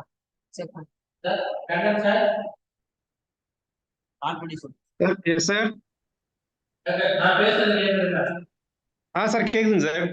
Okay, நீங்க பேசுறது கேக்குது sir. Okay. Yes, sir. Yes, sir. Thank you, sir. 15 minutes late to program, sir. So 2:10 to start. Yes, sir. Yes, sir. Okay, okay.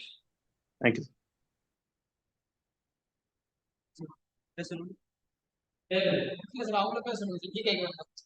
கேக்குதா? இங்க கேட்கல sir. இங்க கேட்கல சார். பட் நான் correct sir. Sir, yes, sir. Okay. இல்ல ஆன்லைன்ல check Sir. பண்ணிட்டு இருக்கோம்.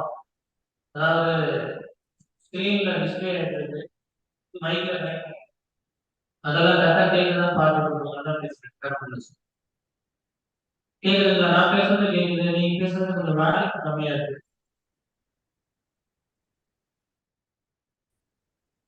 சார் நான் பேசுறது ஆடிபிளா இருக்காங்க சார்? சிஸ்டம்ல மட்டும் தான் சார் கேக்குது. சிஸ்டம் வாய்ஸ் வந்து கேக்குதா? ப்ரொஜெக்டர்ல கேட்க மாட்டேங்குது. அந்த இது காலிங் மாதிரி பேசலாம். சார் அவங்க பேசுங்க. சார் இப்ப பேசுறோம். சார் கேக்குதுங்களா? Hello, is it audible? Yes yes. Yes, sir. கொஞ்சம் கொஞ்சம் பேசுங்க சார். நீங்க பேசுங்க. நான் பேசுறது உங்களுக்கு கேக்குது. நீங்க பேசுறது கம்மியா இருக்கு. சரி, செகண்ட் வீக் இப்ப யாரும் பார்க்க Sir,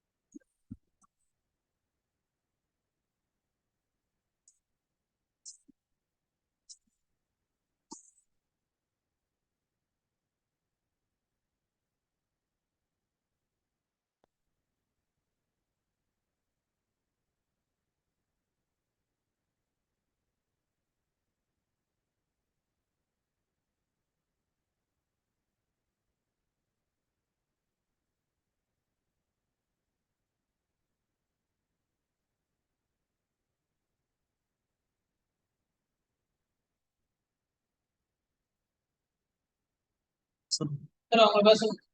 Kannan sir. Kannan sir Okay. Sir கேக்குதுங்களா sir? Now it is okay. Everything is okay. Yes sir yes sir okay sir. Do we maintain as such when the program will start?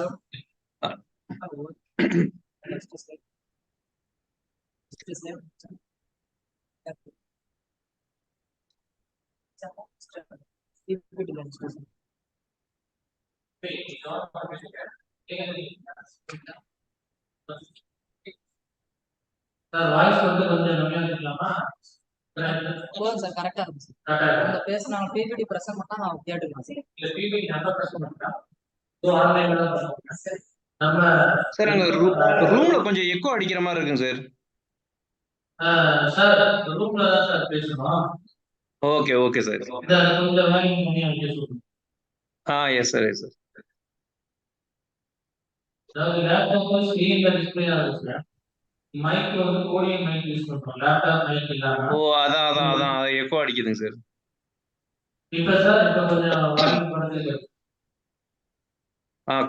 Yes sir கேக்குதுங்க sir. Okay. S.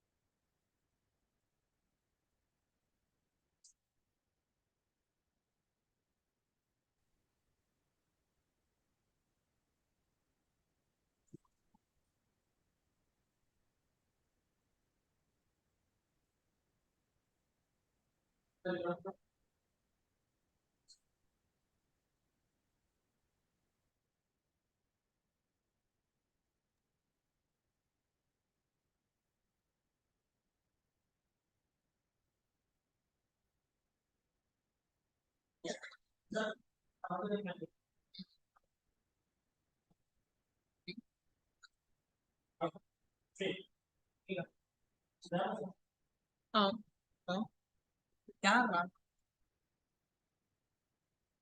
சரி அவங்க இங்க வர சொல்லு.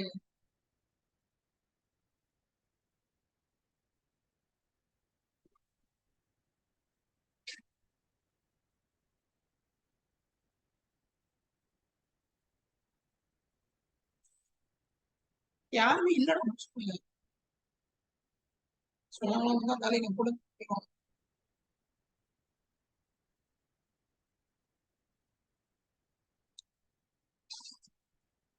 ஆடா இங்க.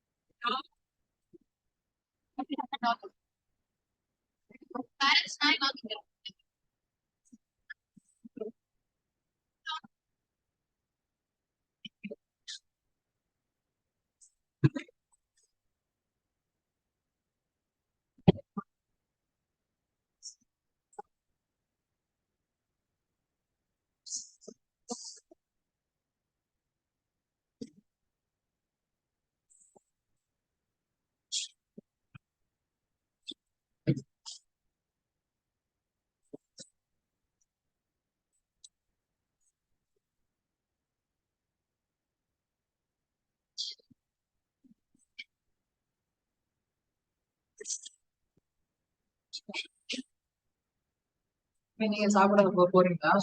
நீங்க வந்து சாப்பிட்டு வந்து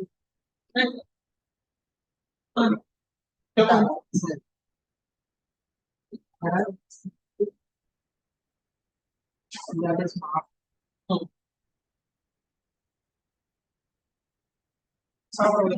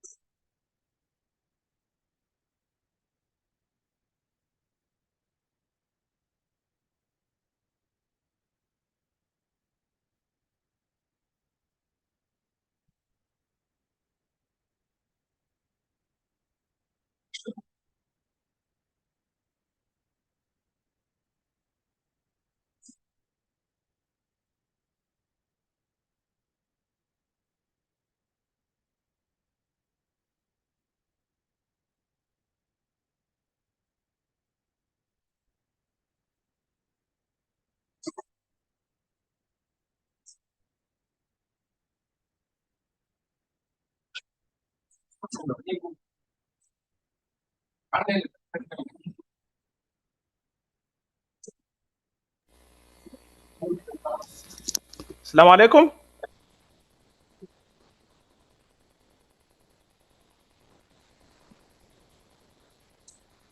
Hello. How are you? Yeah, fine. Then we'll start as early as possible. So if people are joining the link, inshallah, we'll start. Okay. Yeah. Okay. We'll start. When are we going to start? You please share your 4 points. Your voice is not clear. Can you hear me? Please share your 4 points so that we will be ready for presentation. Okay. Can you give me the access, please?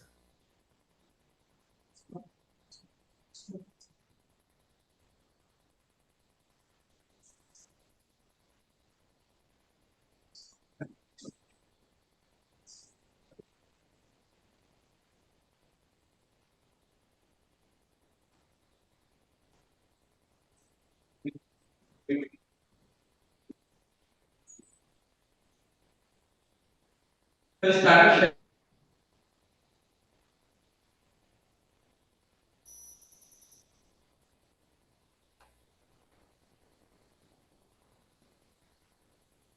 That's fine.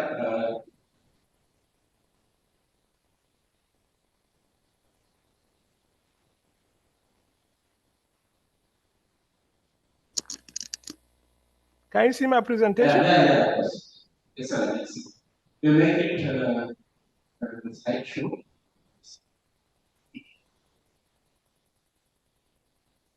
So, shall we begin? Huh? Dr. Umar, shall we start? Yes, I can start. Yes. Yep. Thank you. Is my voice clear? So, Can you hear me? yes, sir? Can you hear me? Yeah, I'm able to hear you. Okay. The Can I screen is start? clear, your voice is also clear. Can I start the presentation now?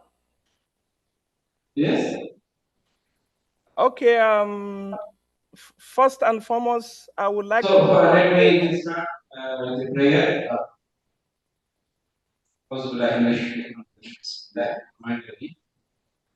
Alhamdulillah, Rabbil Alamin, Ar-Rahman Ar-Rahim, Malik Yawm Din.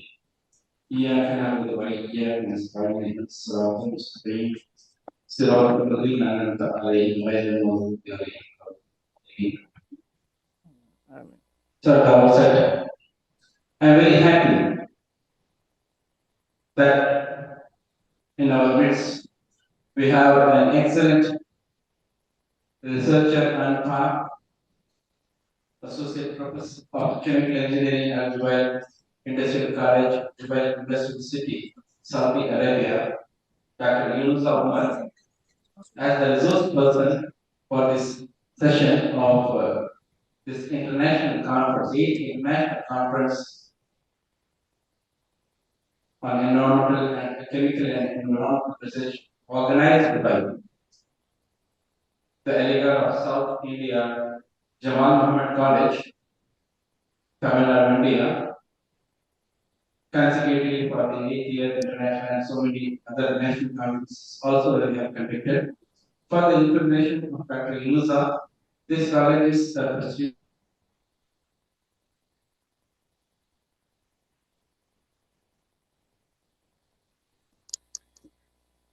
Hello?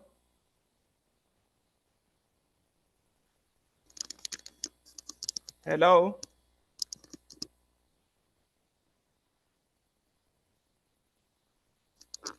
Hello?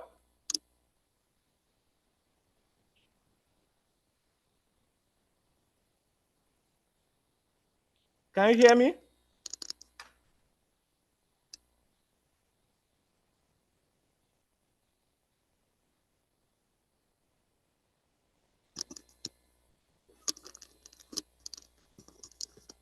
Hello?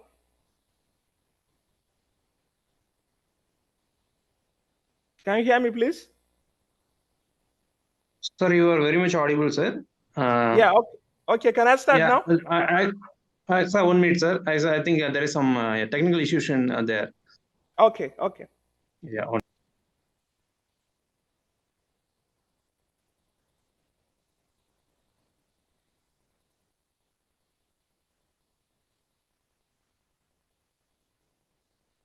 assessment, evaluation, and implementation of training programs for industrial clients, government establishments, and community. In addition to over 25 years of teaching experience, he has developed and delivered several short courses and training programs for petroleum and petrochemical industries. He has published over 55 peer-reviewed research articles in several reputed journals, 19 conference articles, and 2 book chapters. Deserve the November in curriculum development, academic promotion, program application, material recursion, recruitment, industry outreach, safety and textbook evaluation committees at KSU. Dr. Yunus Ahmed is MSc and PhD in chemistry from Park University of Petroleum Minerals, Saudi Arabia. Beyond this, he is a very good human, a very good friend of mine. He has visited several countries for the deliberations of the court. He is specialized in computational studies in chemistry. Sir அவங்க sir அது அவங்க இது பண்ணிட்டு இருக்காங்க வெளியில வந்துருக்காங்க அதனால So, I have the pleasure of Dr. Yunus Ahmed to present his outstanding researcher for the delegates of the conference. He is going to speak on density factor theory, the reliable method for the combination of molecular structures, conformational properties, and molecular spectroscopy of organic compounds. Here is the rest Dr. Yunus Ahmed. At this juncture, I welcome all the participants online to have the pleasure of listening to him, and if you have any queries, clarifications at the end of the presentation, we can have it. Now, the session is open for Professor Yunus Ahmed. Are you ready, sir? Yes, Assalamu alaikum. Yeah. Thank you. Let me join with the audience so that your presentation is going to be successful. Thank you for joining us and accepting your invitation to be the resource person for this international conference of this Jamal Mohamed College. Thank you. Please go ahead. Assalamu alaikum. Can you hear me? Yeah. Yes, of course. Yes. Yeah. Thank you very much. Otherwise, okay, thank you very much for the excellent introduction. First and foremost, I would like to congratulate Postgraduate and Research Department of Chemistry at Jamal College for organizing this prestigious International Conference on Chemical and Environmental Research. My appreciation goes to the organizing committee for relentless effort, dedication, and commitment in organizing this international conference. I wish to thank Dr. Jafar Ahmad, along with the committee, for the invitation as a guest speaker. Today I'll be talking on the density functional theory as a reliable method for the computation of molecular structure, conformational preference, and the molecular spectroscopy of organic compounds. My presentation will be based on the following outline. I will talk briefly about the role of computational chemistry in relation to the green chemistry, which is the theme of this particular conference. I will also talk about density functional theory, and then I will be talking about the use of utilization of density functional theory to predict molecular structure, computational preference, conformational preferences, and a spectroscopy of some important organic compounds. And at the end, I will give conclusion of my talk. Now, basically, computational chemistry has a crucial role in advancing the principle and practices of green chemistry by providing insight into the molecular structures without doing the experiments. So the computational chemistry is actually to complement experimental chemistry, especially the organic chemistry, where a lot of synthesis will be involved and reactions, and also the use of chemicals and solvents, which at the end will lead to waste of hazardous materials. And we believe that by integrating computational chemistry into green chemistry principles, researchers can make an informed decision in terms of designing and development of chemical processes, optimization of processes, which will lead to a sustainable environmental friendly practices in the field of chemistry in general. Now, computational chemistry can contribute to the environment, friendly environment or green chemistry on the molecular simulation. The molecular simulation enable computational chemistry to carry out simulation of molecular structures and interaction. This capability is crucial for understanding the behavior of chemicals at the molecular level, and which will facilitate a more design efficiency for environmental processes. Computational chemistry also help in reducing experimental works, which allow the researchers to carry out some preliminary computation before they go into the lab. And this will reduce the amount of experiments that will be conducted, which will save a lot of resources, and also at the end minimize the hazardous waste which may be discharged to the environment. Computation also help in prediction of reactivity. And this will help the researchers, especially the experimentalists, to determine which is the best reaction path for a particular reaction, and therefore this will avoid the production of unwanted products. Reaction mechanism is one of the key aspects of organic chemistry, especially when it comes to catalysis and synthetic of organic compounds. There are a lot of intermediates.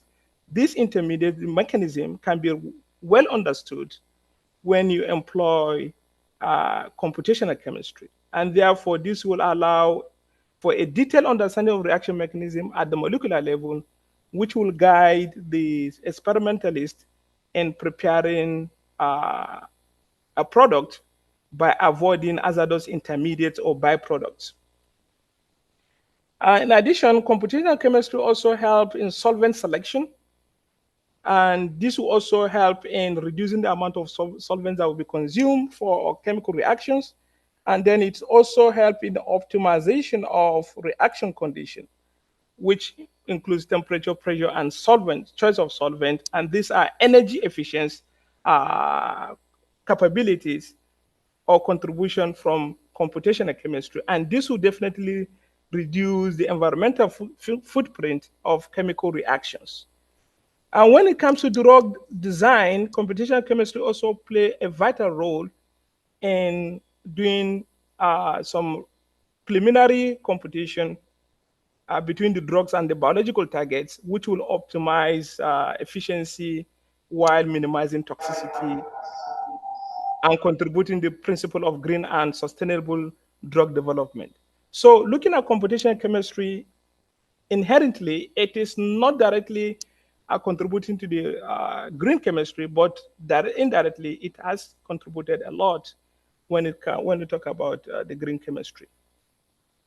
Now, my discussion will be centered on one of the computational method, which is called density functional theory method. And this is one of the most widely computational method in quantum mechanical and chemistry.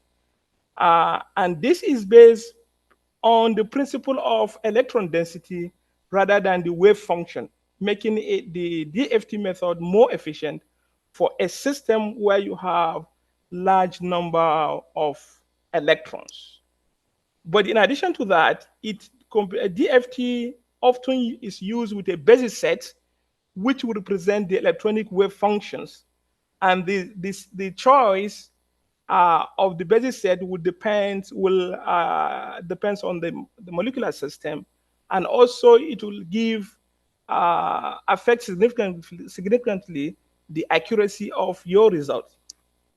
And there are several packages for computational chemistry available. Some of them are paid, some of them are free. We have Gaussian, which is a paid software, and then you have VASAP, you have Quantum Espresso, you have Spartan, and some of them are also available online.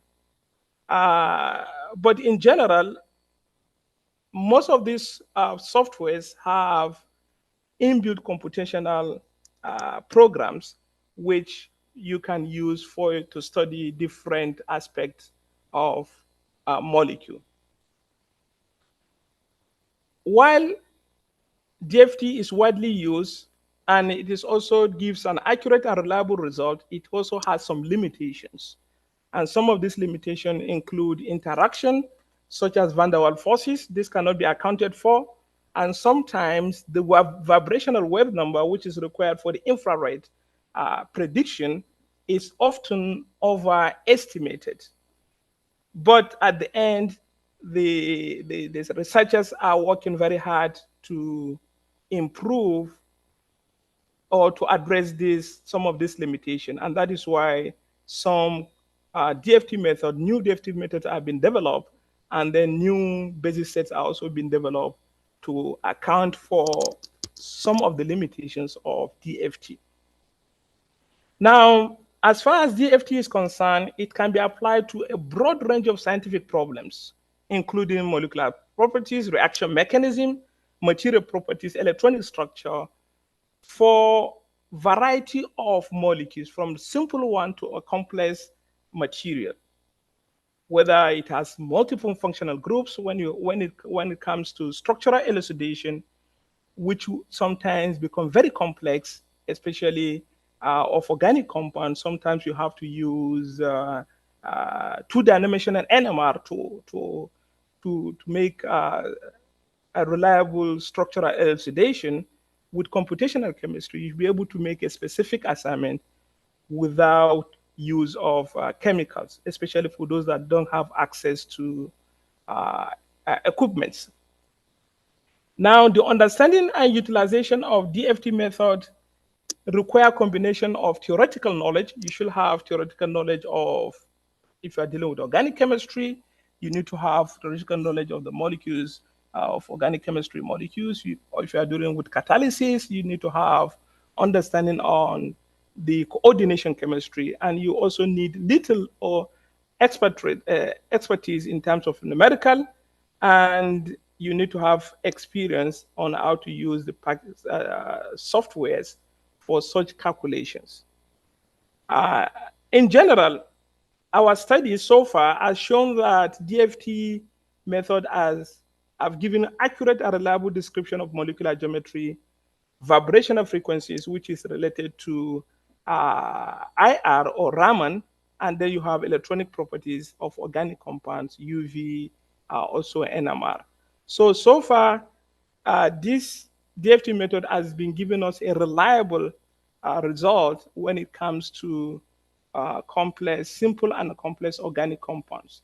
And we have used density functional methods successfully to carry out many calculations. For example, we have tetraphenyl ammonium compound, which was just discovered recently in 2022. And we also talk about carfentanil, acetophenol. We have acetophenone. We also have pyrrole carboxylates and its derivatives.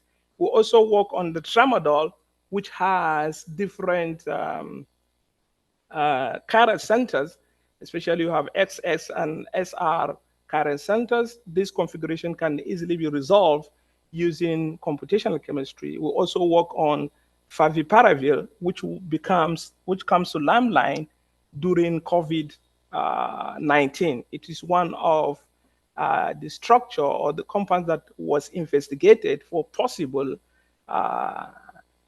use as an antiviral for COVID-19.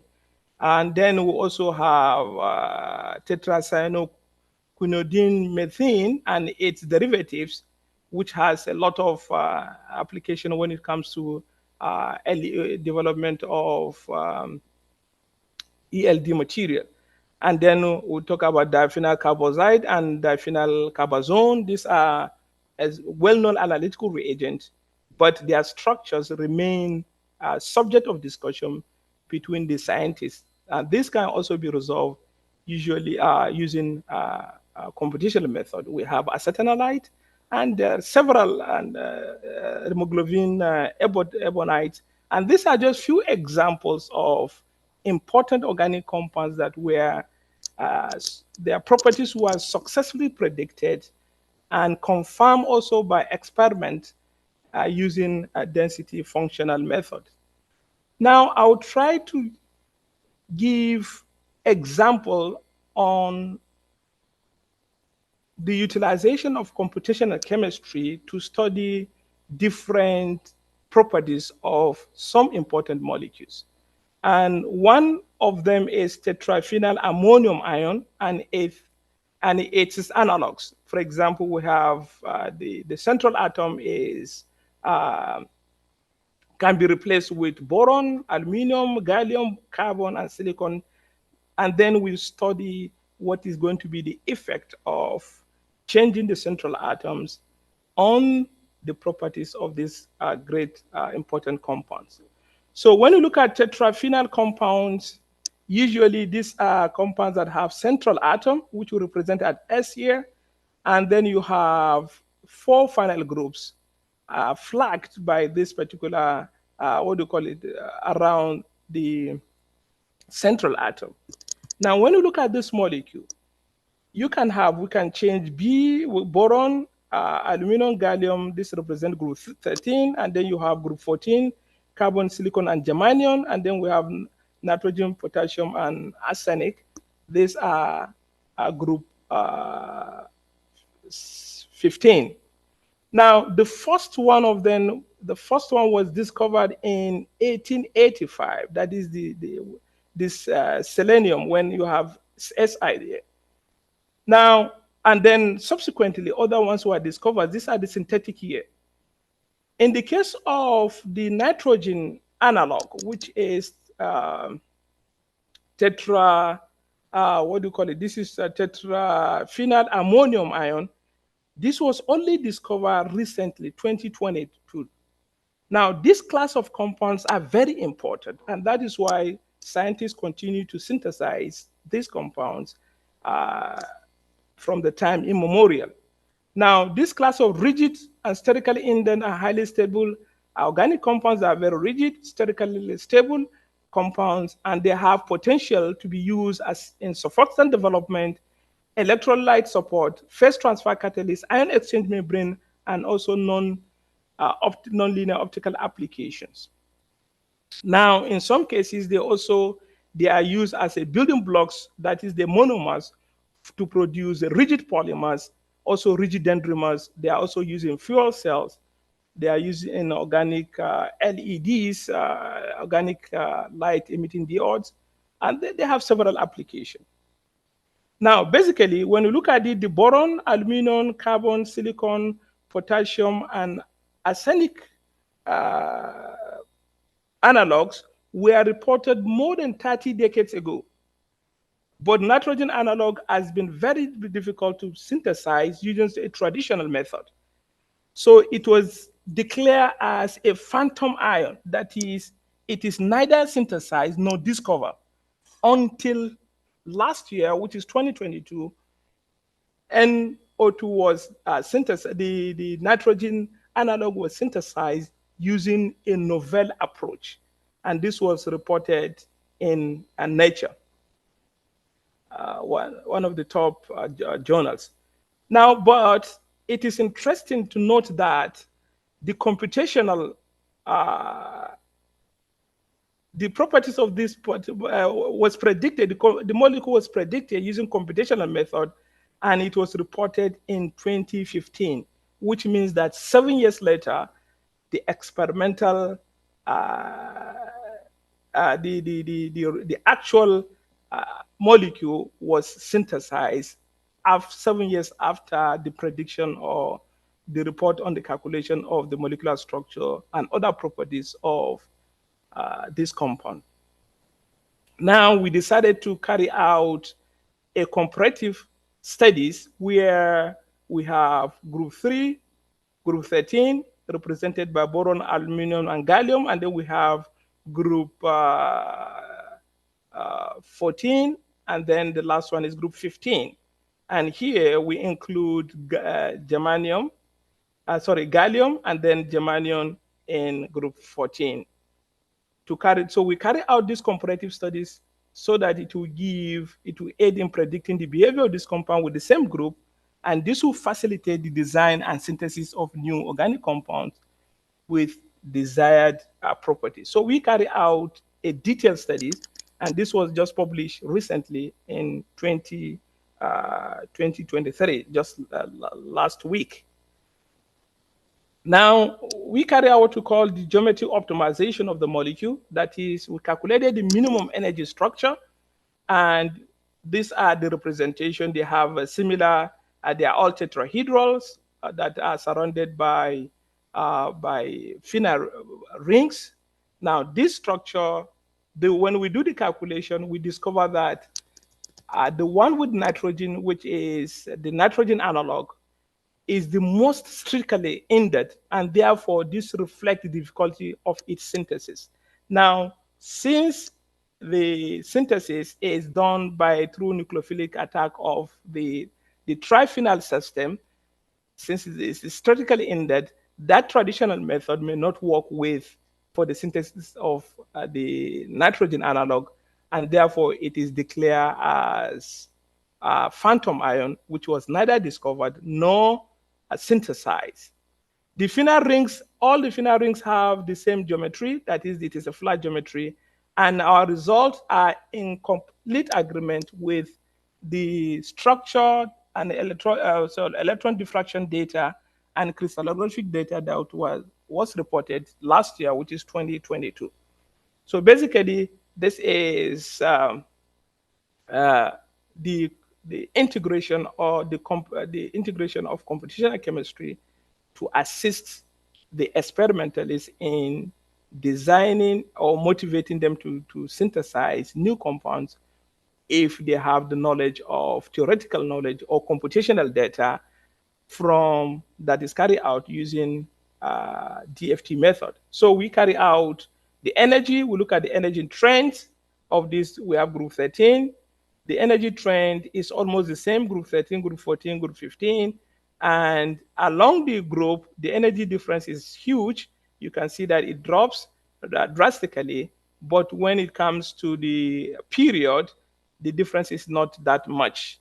And in all periods, for all periods, the ones that are cationic are found to be more energetical than neutral and anionic, even though the anion has the ability to, it has a negative charge, which can go into resonance with the benzene ring double bond, but that does not contribute to the stabilization of the negatively charged counterpart.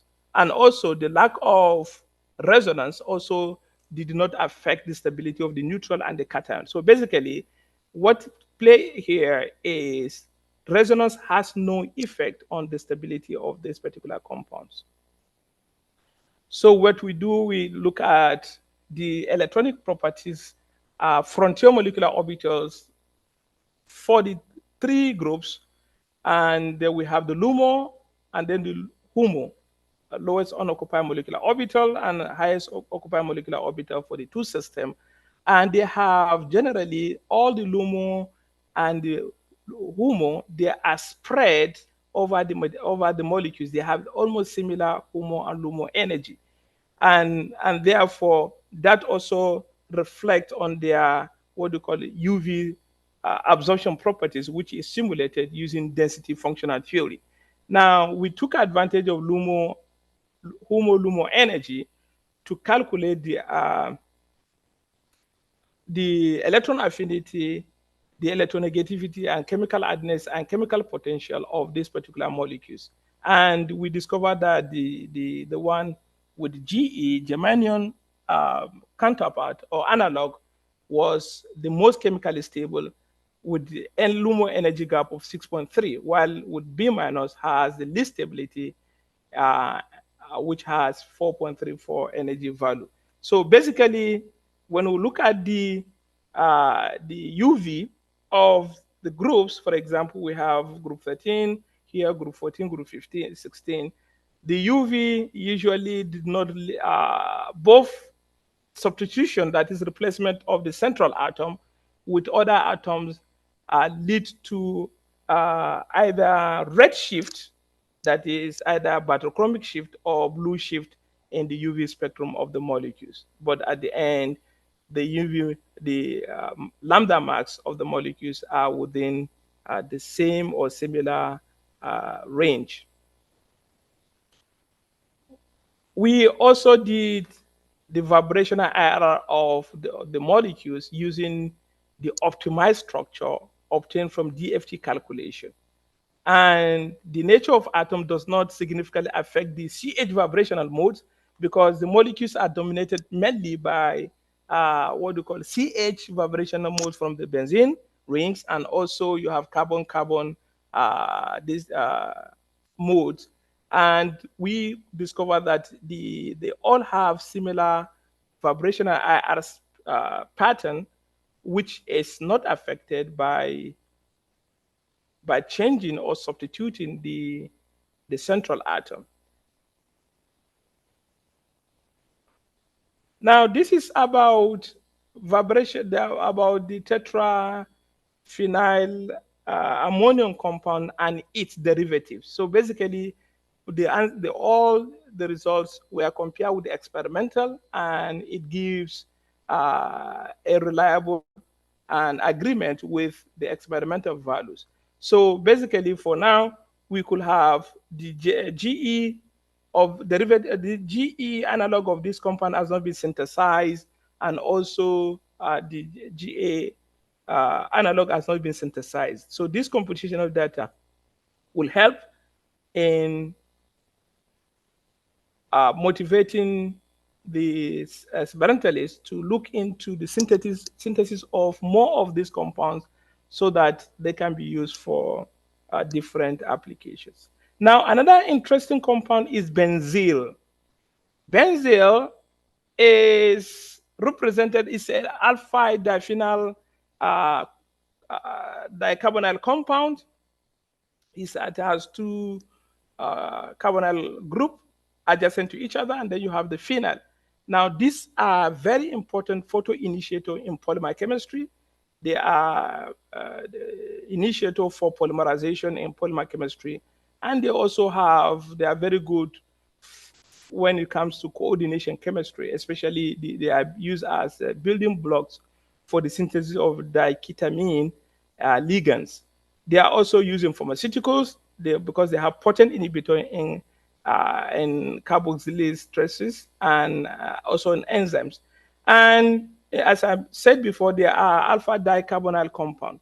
Now, one interesting about this compound is this compound it has this carbon-carbon between these two carbonyl groups can be rotated to give either OO, that is oxygen or cis, or oxygen-oxygen trans, where for in this case, for example, this is trans, where the dihedral angle, this oxygen carbon oxygen bond is almost 180 degree, which is trans, and it could also be cis, which is when this dihedral angle is 0. Now we decided to look at the stability, the conformational preference of this particular molecule. But before we go into that, we look at the simplest alpha dicarbonate, which is glyoxal. It has hydrogen here. Glyoxal has been reported to exist as an equilibrium mixture of trans and cis. You have the trans, this dihedral angle is 180, and then you have the cis where this dihedral angle is 0. But once we replace the hydrogen with methyl group, and this gives us biacetyl, biacetyl was reported to exist only in trans conformation. So which means that as you increase, you replace this one with a bulky group, there is tendency for steric factor, and therefore it will affect the conformational preference. Then when you look at, if you replace that with halogen groups, for example, when you have 2-oxopropyl chloride, when it is represented with this X is replaced with chlorine or bromine, it was the trans conformation is the dominant, mainly exists also in trans. But when you have two halogen group, it was reported to all exist in a gauge conformation, which means it is neither trans nor the cis. Now, replacing the hydrogen of glyoxal with phenyl, that will give us benzyl. Now, benzyl, when you put the benzene ring, it means you're going to have a steric factor, which is bulkiness of the benzene ring.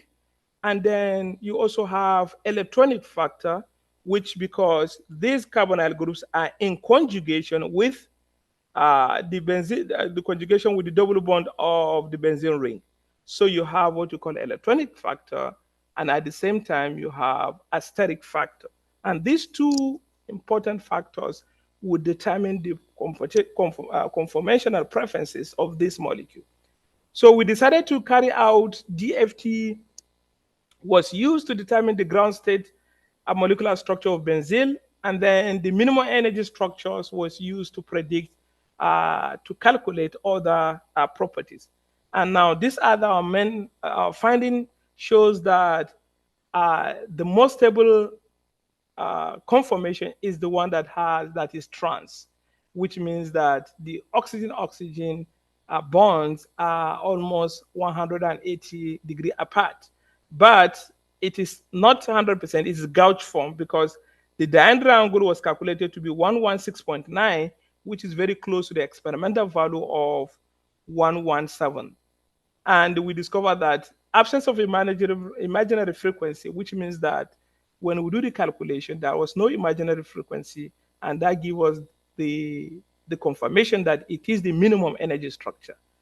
But when we decided to fix it at 180 to see what will be the effect, we carry out geometric optimization and frequency calculation, and we end up with imaginary frequency, that is negative frequency at minus 53, minus 43, and minus 23 per centimeter. Now, this shows that 180 cis form is not the most stable form. And we also we calculate the CO bond length was found calculated to be 1.217, which is a typical value for a carbonyl system. But the carbon-carbon bond between the two carbonyl groups is a bit extended due to the substitution of the effect of the carbonyl system. So basically, these are some of the structural parameters we calculated, and then we decided to compare that with the experimental result.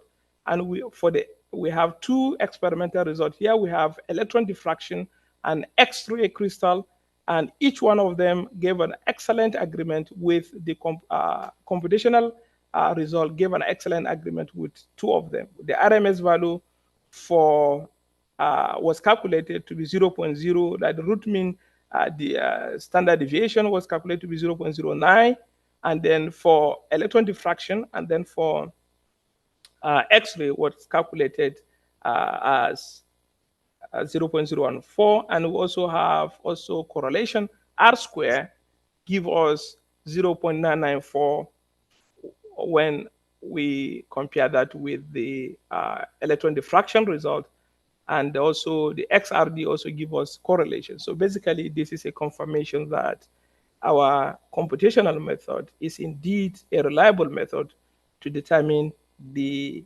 energy structure or molecular structure of molecules. Now, sometimes vibrational assignment is one of the tedious and the most difficult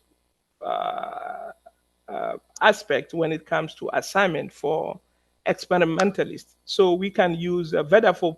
We have a program which VEDA4 program, or we can use the animation from the Gaussian to determine to assign the vibrational mode reliably. For example, we have the V1 here is CH frequency, CH stretching, which contribution is almost 89. And then you have this, and then we observe for the carbonyl frequency, there are two carbonyl frequency. One is symmetrical, which is we are V12, and then we have asymmetrical, which is also asymmetrical, which is also pure vibrational mode, CO2, which is as 92% contribution as obtained from VEDA for a program. Now, this is the calculated infrared, simulated infrared spectrum of the benzene, and this is a strong, the IR, which is a bit splitted here. We have symmetrical and asymmetrical on the same side. This is exactly what is also discovered experimentally, which confirm the reliability of DFT in computing the IR spectra of organic compounds. We also try the NMR, the carbon proton NMR, mainly aromatic. They are found within the region of 8.2 to around 8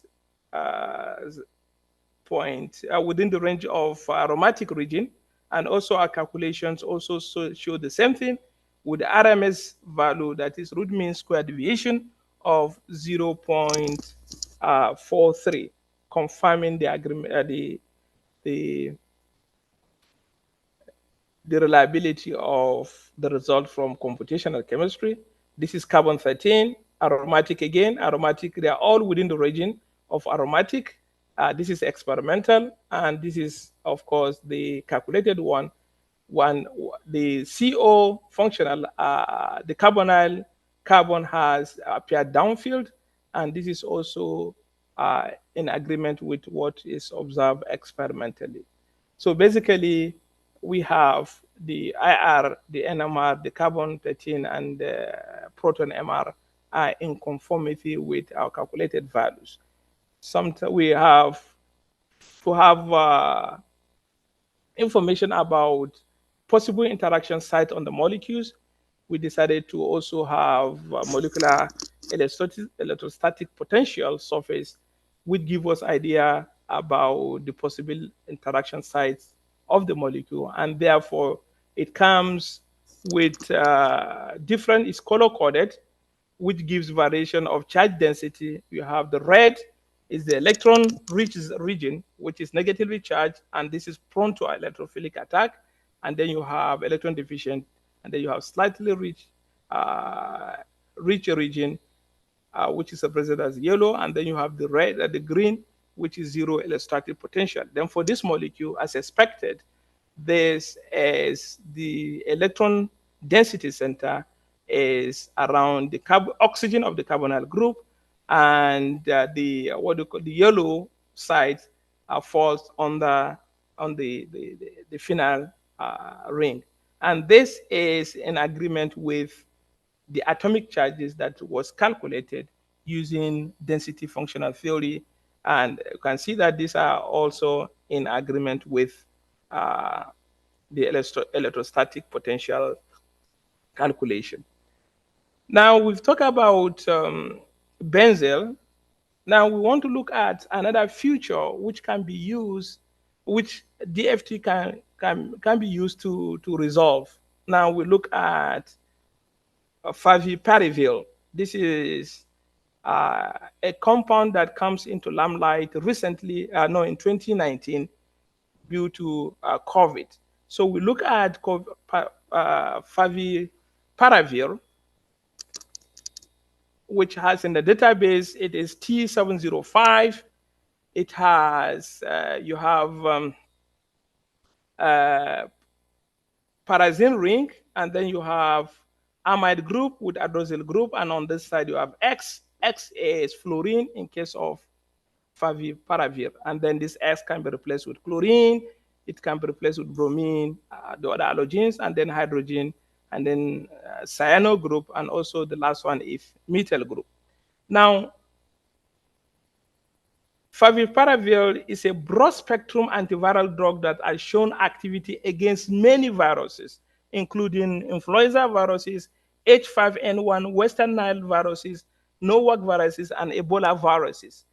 Now, in 2019, it was investigated as one of the potential drugs for the treatment of SARS-CoV-2. And similarly, the analog, the hydrogen form of that, where you have hydrogen in place of fluorine, it has also been shown to have a good antiviral activity against influenza viruses and also foot and mouth diseases. The BR has been used, the BR form of this has been used also as a precursor for the synthesis of stable and effective antiviral products. Now, one interesting thing is ribavirin, which has virus mutagenic activity.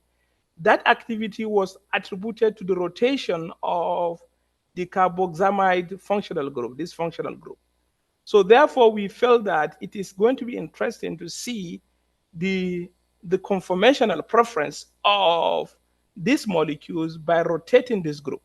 But in addition to that, this bond here, this hydroxyl group can also be rotated to give a different conformers. So we decided to carry out a comparative study and a detailed study of the properties of this particular compound using DFT method. Now, one of the rotational the rotation of the amide group can be rotated here to give such that the N oxygen orientation or configuration, this N here with oxygen configuration will be in trans, that is 180, or it could be cis, which means 0 degree dihedral angle will be 0.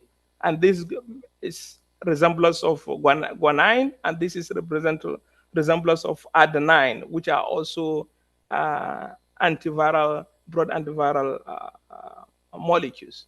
So basically, we try to rotate this side to get cis of this. We have cis and trans, and then we have cis. Another possibility is also to rotate around the rotation of the oxygen bond so that you can have oxygen, this hydrogen will be trans to this nitrogen, or they could be cis to each other, which is alpha. So basically, we have carried out the rotation of these two important angles and then to determine the minimum energy structure of this molecule. At the same time, these molecules have tendency to undergo what we call tautomerism, that is exchange of proton here. They have oxygen here on this can be transferred to this, so that you have enol. Enol form is this, where you have oxygen on the double bond here, and then you have the ketone form where this oxygen is migrated to that. So you have, in the case of ketone, this is tautomerism, but in the case of keto form, the keto form can also undergo rotational isomerism to give another keto tautomer. So we call this keto A tautomer, and then keto B tautomer. So basically, we try to look at different possibility to come up with the most stable energy structure for this particular compound. So DFT was used to carry out calculation to determine the relative stability of both rotational isomers and the tautomers of this compound. And then we do comparative studies where we have fluorine, X is fluorine, which is the 5-piperivir, and then you have, which is replaced by another halogen, chlorine, bromine, and then you have hydrogen, CH3, and then you have cyano group. So when you carry out potential energy profile, that is by rotating the amide group, we discover that the cis is the 180, the trans is the most stable form of the compound. We also carry out the rotation of the hydroxyl group, and we also discover that the hydroxyl group must be 180. So basically, this is the most stable form of this molecule for when you have paravir F, and that, which means that NCCO diagonal angle will be 180, and the second one will also be 180. And therefore, we do the same thing for the chlorine derivative. It ends up with the same potential energy profile. And the same thing goes with the brominated form, and also the same thing goes with the hydrogen form of that, and also cyano group. And so the potential energy profile are almost the same, which confirm that the minimum energy structure for these molecules, irrespective of what is X, will have alpha 1, which I've defined before, to be 180, and alpha 2 be to 180. And when we carry out comparison with experimental data, the RM as the root mean square deviation value was found to be 0.0084, 0.0084, and then the correlation R square was found to be also very reasonable, gives a very reasonable value.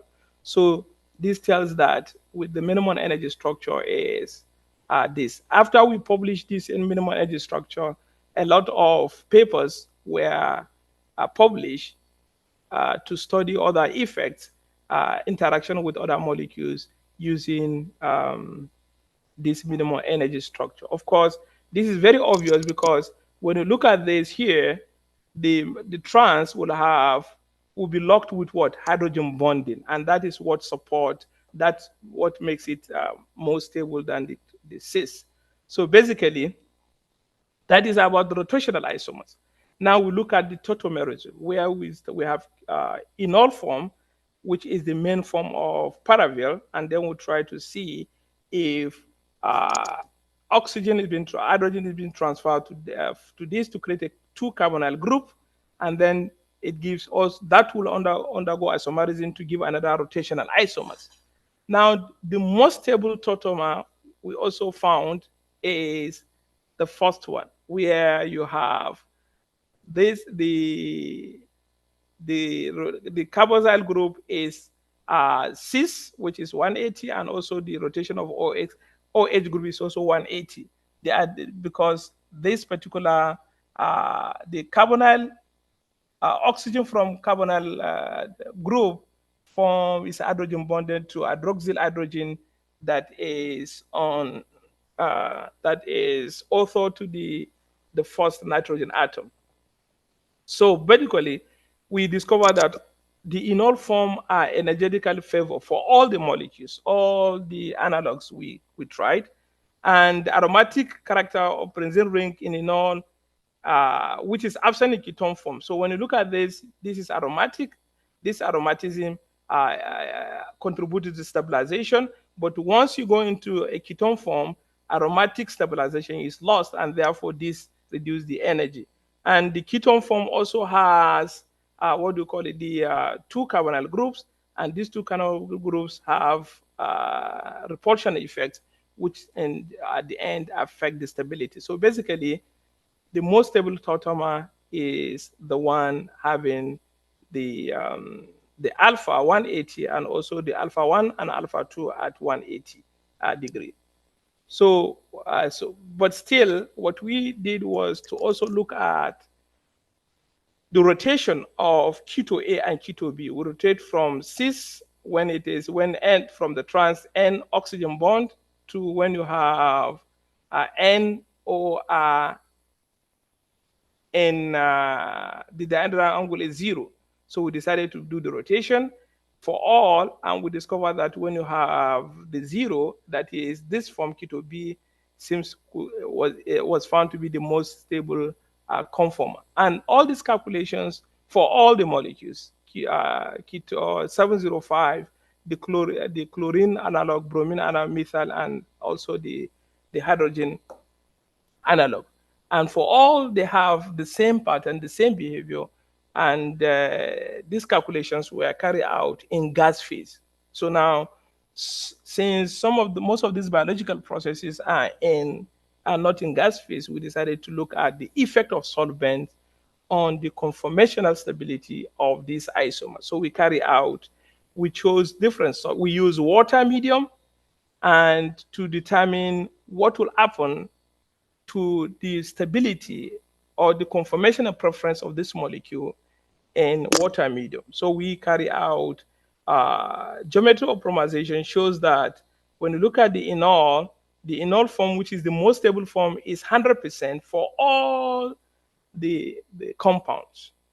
But in a solvent, the solvent, as we use water solvent, the amount of the percentage of enol dropped to by just 0.3%, except for the T04, which is almost 75. And this difference is accounted for when you look at the keto. The keto has higher dipole moment than the enol form. So this stabilization of the keto by water reduces the amount of enol in water medium compared to when you have gas phase medium. And these percentages are calculated using this K equilibrium obtained from this data G equation. For all molecules, enol remains the most stable form in gas and water medium. Water medium slightly increases the stability of more polar ketone due to dipole-dipole interaction. So basically, in water medium, still enol form is the most stable, but the stability of the keto form, which is more, which has higher dipole moment, slightly reduces the percentage of enol of the molecule in water medium. And we simulated the FTIR and the UV. They have a very similar IR pattern. NH group, very simple molecule. You have very few functional group. You have NH amide group, and then followed by carbonyl group. The remaining ones are carbon, oxygen, carbon hydrogen bonds. So you have the carbonyl group across the molecules almost on the same side. And then you have the CH group of the benzene ring, of the pyrazine ring, and then you have what you call the NH group of the amide. Were reliably assigned from the IR calculation. Also, we calculated the UV spectrum. Generally, substitution generally lead to slight change to a longer wavelength. Usually, all of them you have. We start with the paravir, which is the main compound, but when you compare the remaining substitution, leads to increase in lambda max to a longer wavelength. And when you compare the the halogen groups, as the size of the halogen groups increases, the wavelength also increases to a longer wavelength. We look at the molecular electrostatic potential. They have very similar molecular electrostatic potential. We have the color code electron-rich centers are all around the oxygen bond, the oxygen of the hydroxyl group, and the oxygen of the carbonyl group. And then the amide groups are the electron deficiency area. And then you have the nitrogen here, the first nitrogen, which also could be a potential for potential site for protonation. It's also slightly electron rich. And then the pyrazine ring could be a potential site for intramolecular interaction. So when you look at that, they all have the same similar electrostatic potential. Of course, for cyano group also have electron-rich center on the nitrogen because of maybe electron withdrawing effect of CN group compared to the pyrazine ring. Now, this is about paravir and its analogs. Now, we look at another interesting compound which will be of interest to analytical chemists. That is diphenyl carbazone and diphenyl thiocarbazone. These are well-known compounds that have been reported, and they are widely used for analytical reagent for detection of many metals because they form a color complex.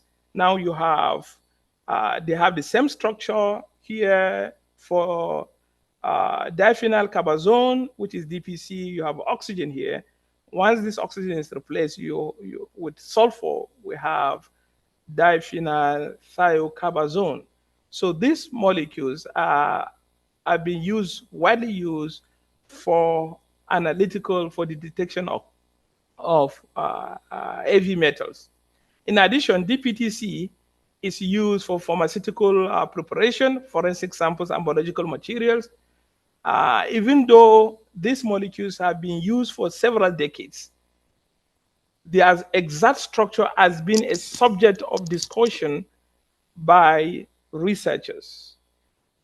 We expect that for example, when you look at DPC here, or let's say DC, we expect that they should have a carbazone base structure where you have NN, CO, NH, NH. And then for the same thing goes with the DPTC, diphenyl thiocarbazone. But scientists have found an argument for the existence of planar structure. For example, where you have delocalization, heavy delocalization of the pi electrons across the carbazone group, and at the same time, the two hydrogens, non-aromatic hydrogen, is on the first and the last nitrogen. It's not localized on the first and the second. So this evidence has also been published. The existence of this structure, this is was observed from X-ray diffraction studies, and at the same time, the UV study, experimental study, suggested that the existence of thione and thiol, which means that you have tautomerism.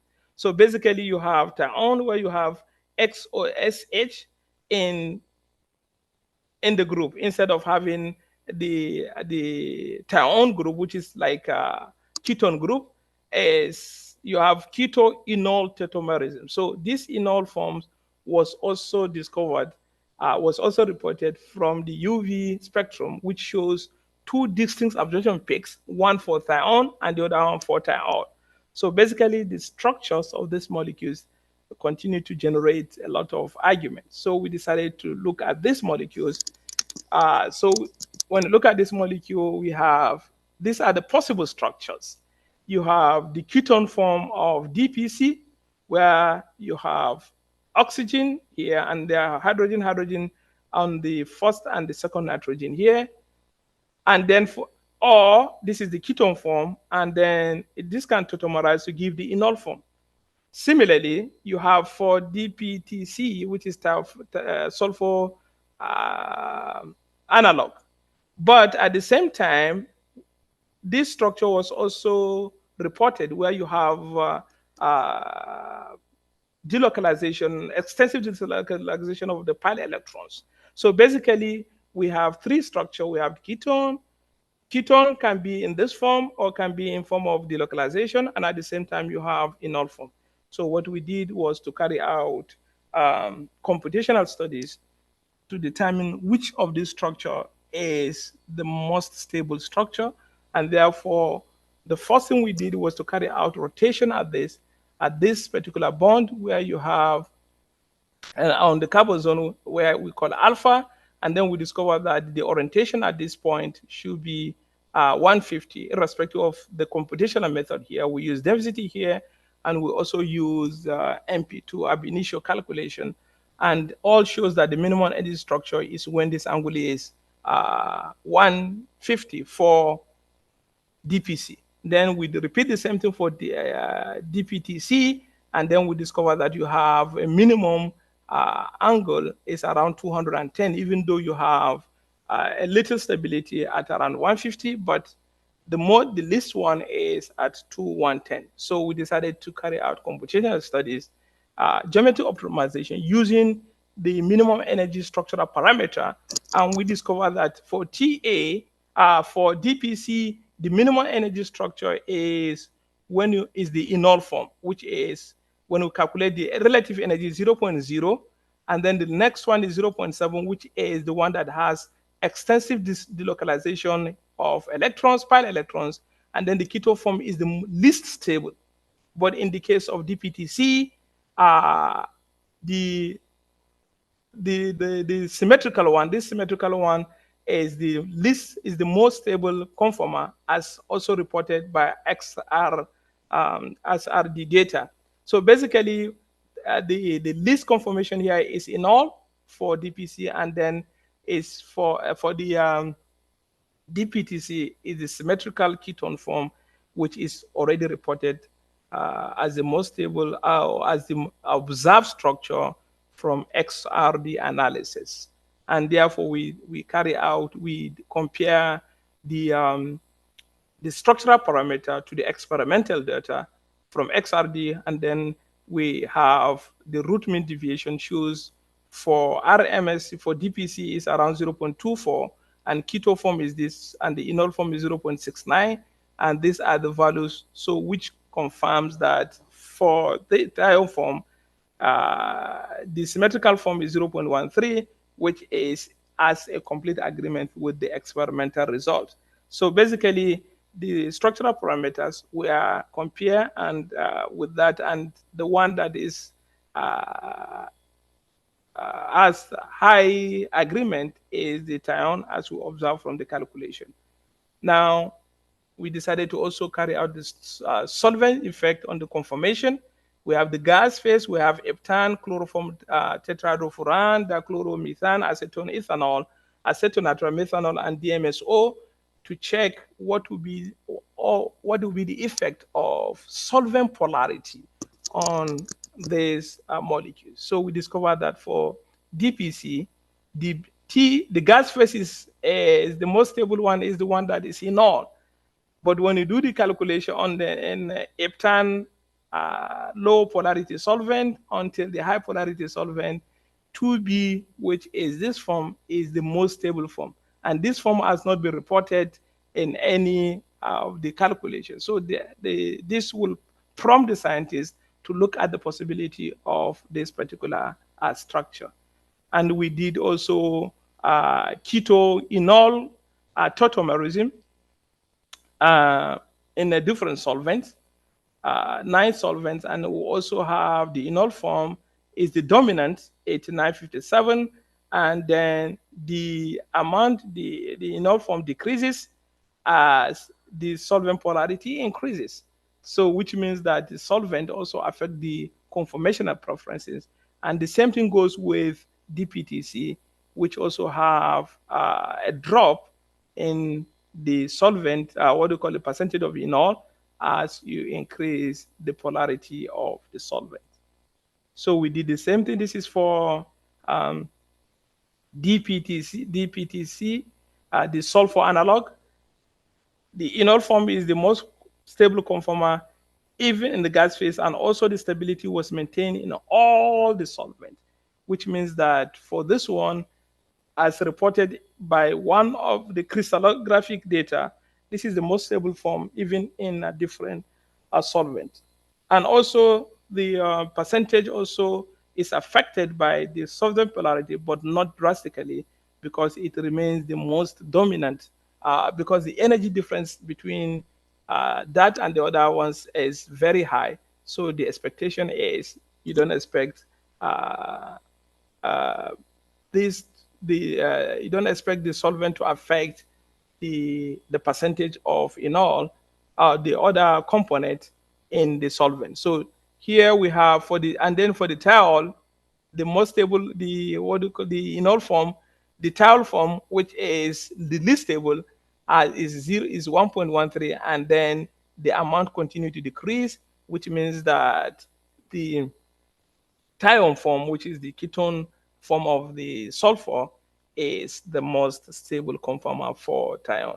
And then we compare the IR, DPC IR. This is the IR of the experimental IR, and then compared to 2A, 2B, 2C.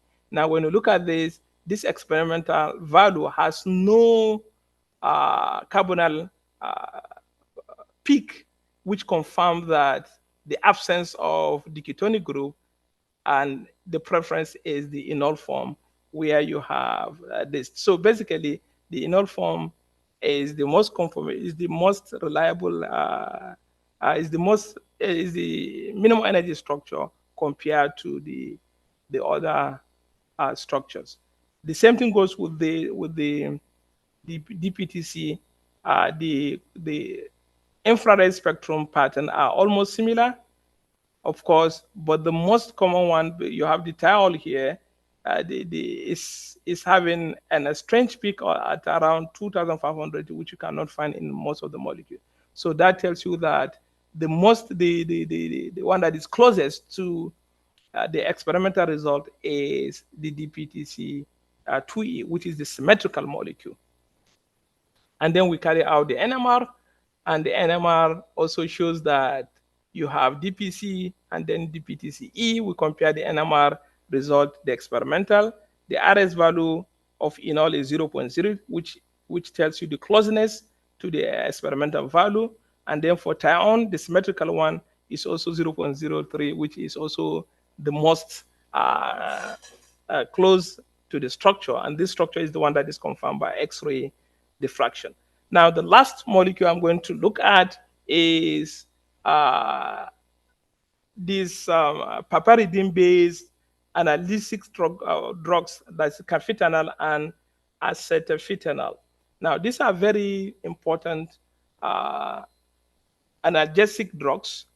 We have the fentanyl here, we have the carfentanil, and then we have the acetylphentanil. Now, all these compounds, they all contain phenylethyl ring, and then you have faberidine ring, and then you have the aniline. Now, the only difference is in the case of fentanyl, it has CH3 group here. It has propanoyl group, and this propanoyl group, once you remove the methyl, when you demethylize fentanyl, then you get what? Acetylphentanil. So this propanyl is replaced with acetyl group. And in the case of this, it has the same thing, but it has additional propanyl group attached to the ring. So basically, these are very, very powerful synthetic opioid that are prescribed for chronic and acute pain medication. And the primary structure has been proven, this primary structure here, which is the base structure, the paparidine, has been proven to be the primary structural feature that is responsible for their analgesic activity. But unfortunately, this class of compound are becoming major public health threat due to increasing number of deaths, either due to misuse, overdose, or overuse. Now, because since fentanyl was discovered in 1960, the pharmaceutical industries have synthesized many derivatives of this by just small change in the structure and for medical application. And at the same time, illicit fentanyl analogs were synthesized with the same change, small slight change, just to evade drug screening and legislation. So these molecules have similar structures, they have similar properties, and therefore their detection becomes very challenging when it comes to for analytical analysis. So basically, novel analytical method and different instrumentation techniques have been developed to facilitate safe and quick detection, monitoring, and analysis of this class of compound by forensic, drug monitoring, and clinical laboratory. So based on that, we decided, okay, let's look at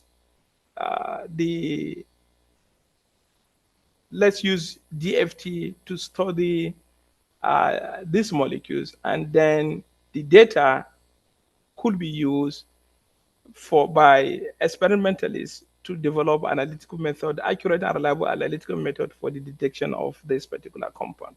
So when you look at this, we carry out geometric optimization, that is the minimum energy structure, and the pyridine ring adopt a chair conformation for the two molecules, which means that the pyridine, due to the presence of nitrogen ring, they adopt what? A distorted a chair conformation, and this pyridine ring is responsible for the analgesic properties of this compound.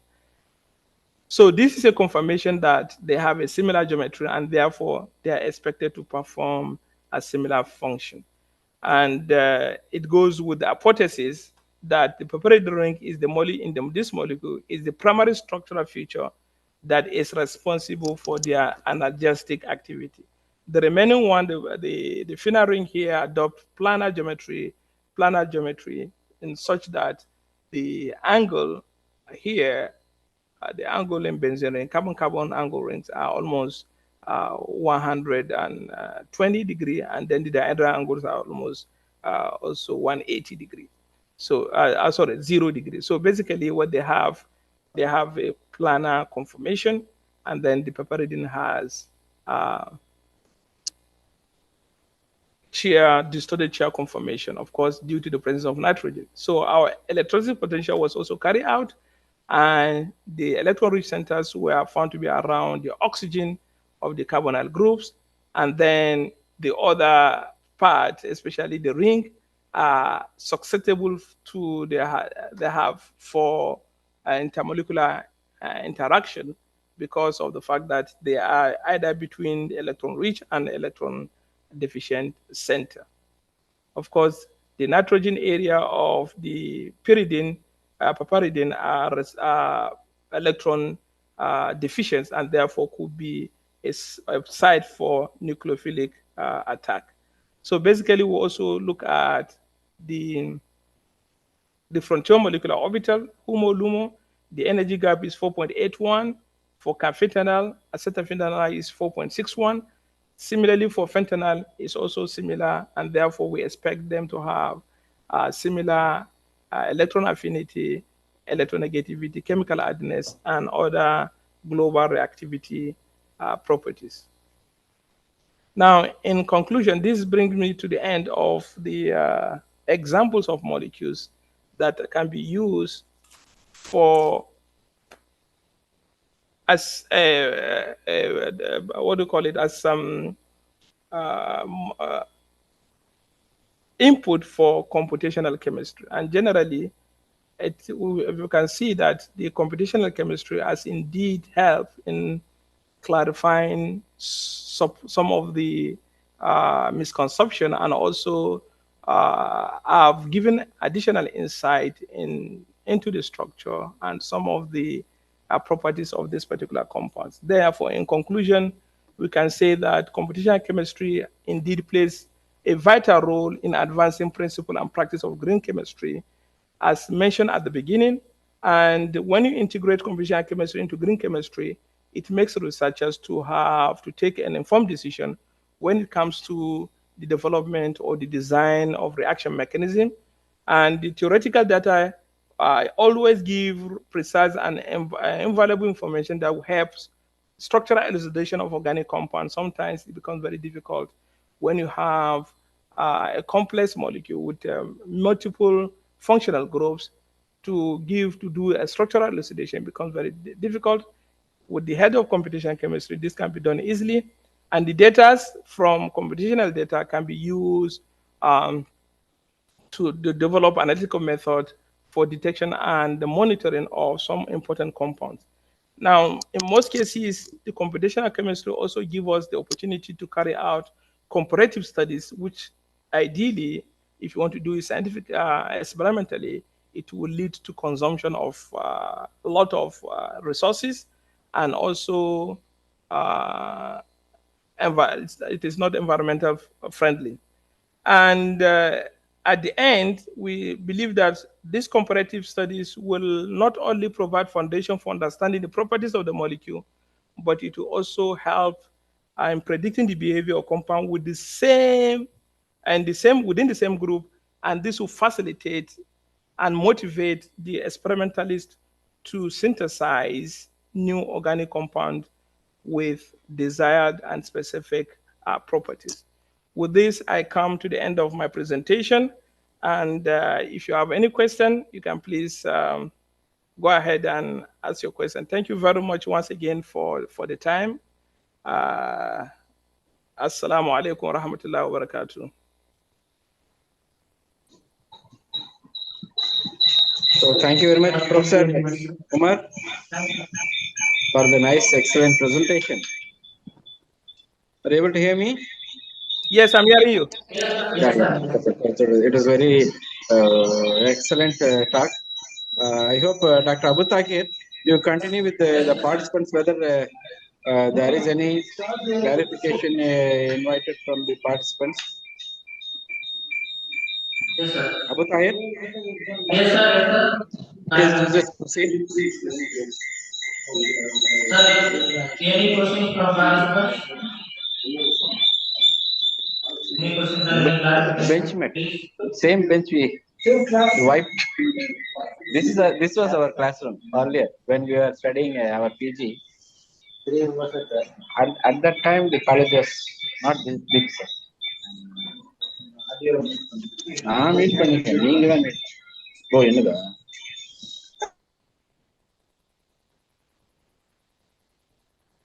Sir, please. Sir, sir, purpose what are time, sir? Java, sir, please.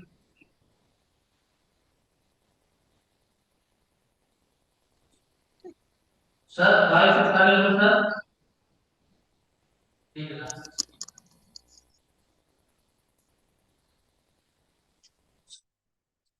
Sir, any participant? My voice is available.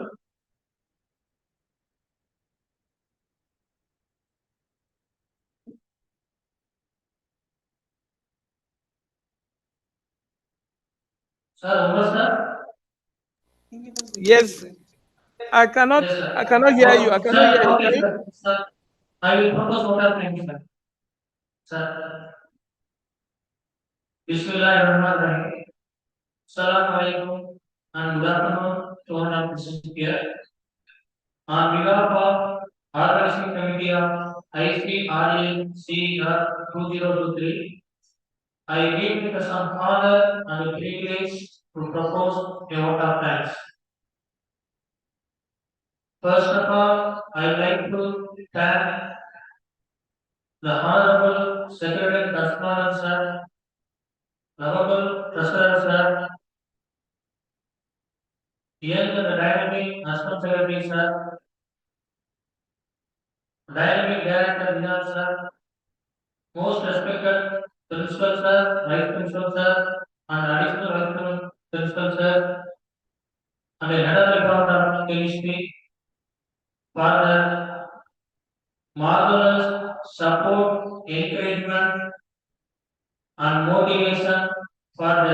successful conduct of this international conference in a blended mode.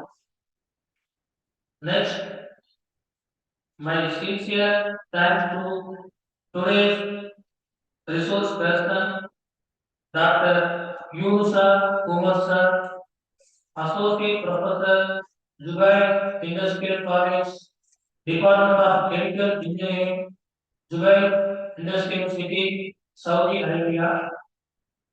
I hope all the participants was enjoy SAR lesson because SAR covered all points in the field of density, functional theory, and explained about the optimized structure, energy profile, electronic properties, vibrational IR of tetrapene halogen compounds, and also elaborated molecular electrostatic potential, rotational barrier, DPC and DPTC, and compare the same between the diameter angle and latent energy. Sir discussed more points on the effect of solvent on conformation of DPC and DPTC and a frontier molecular orbital surface. Really, your session was useful to young researchers because they are joining to online and offline courses. Once again, my sincere thanks to today's resource person, Dr. Yunus Omar sir. Sir, thank you very much, sir. Amar Thank is you. busy Thank, to thank you very much. he You're welcome. spent his time with us and share his knowledge that will be useful to all the young participants. Thank you, sir. You're welcome. Thank you very much. I also thank the participants from various colleges in Tamil Nadu, among the nation, and also participants from other countries.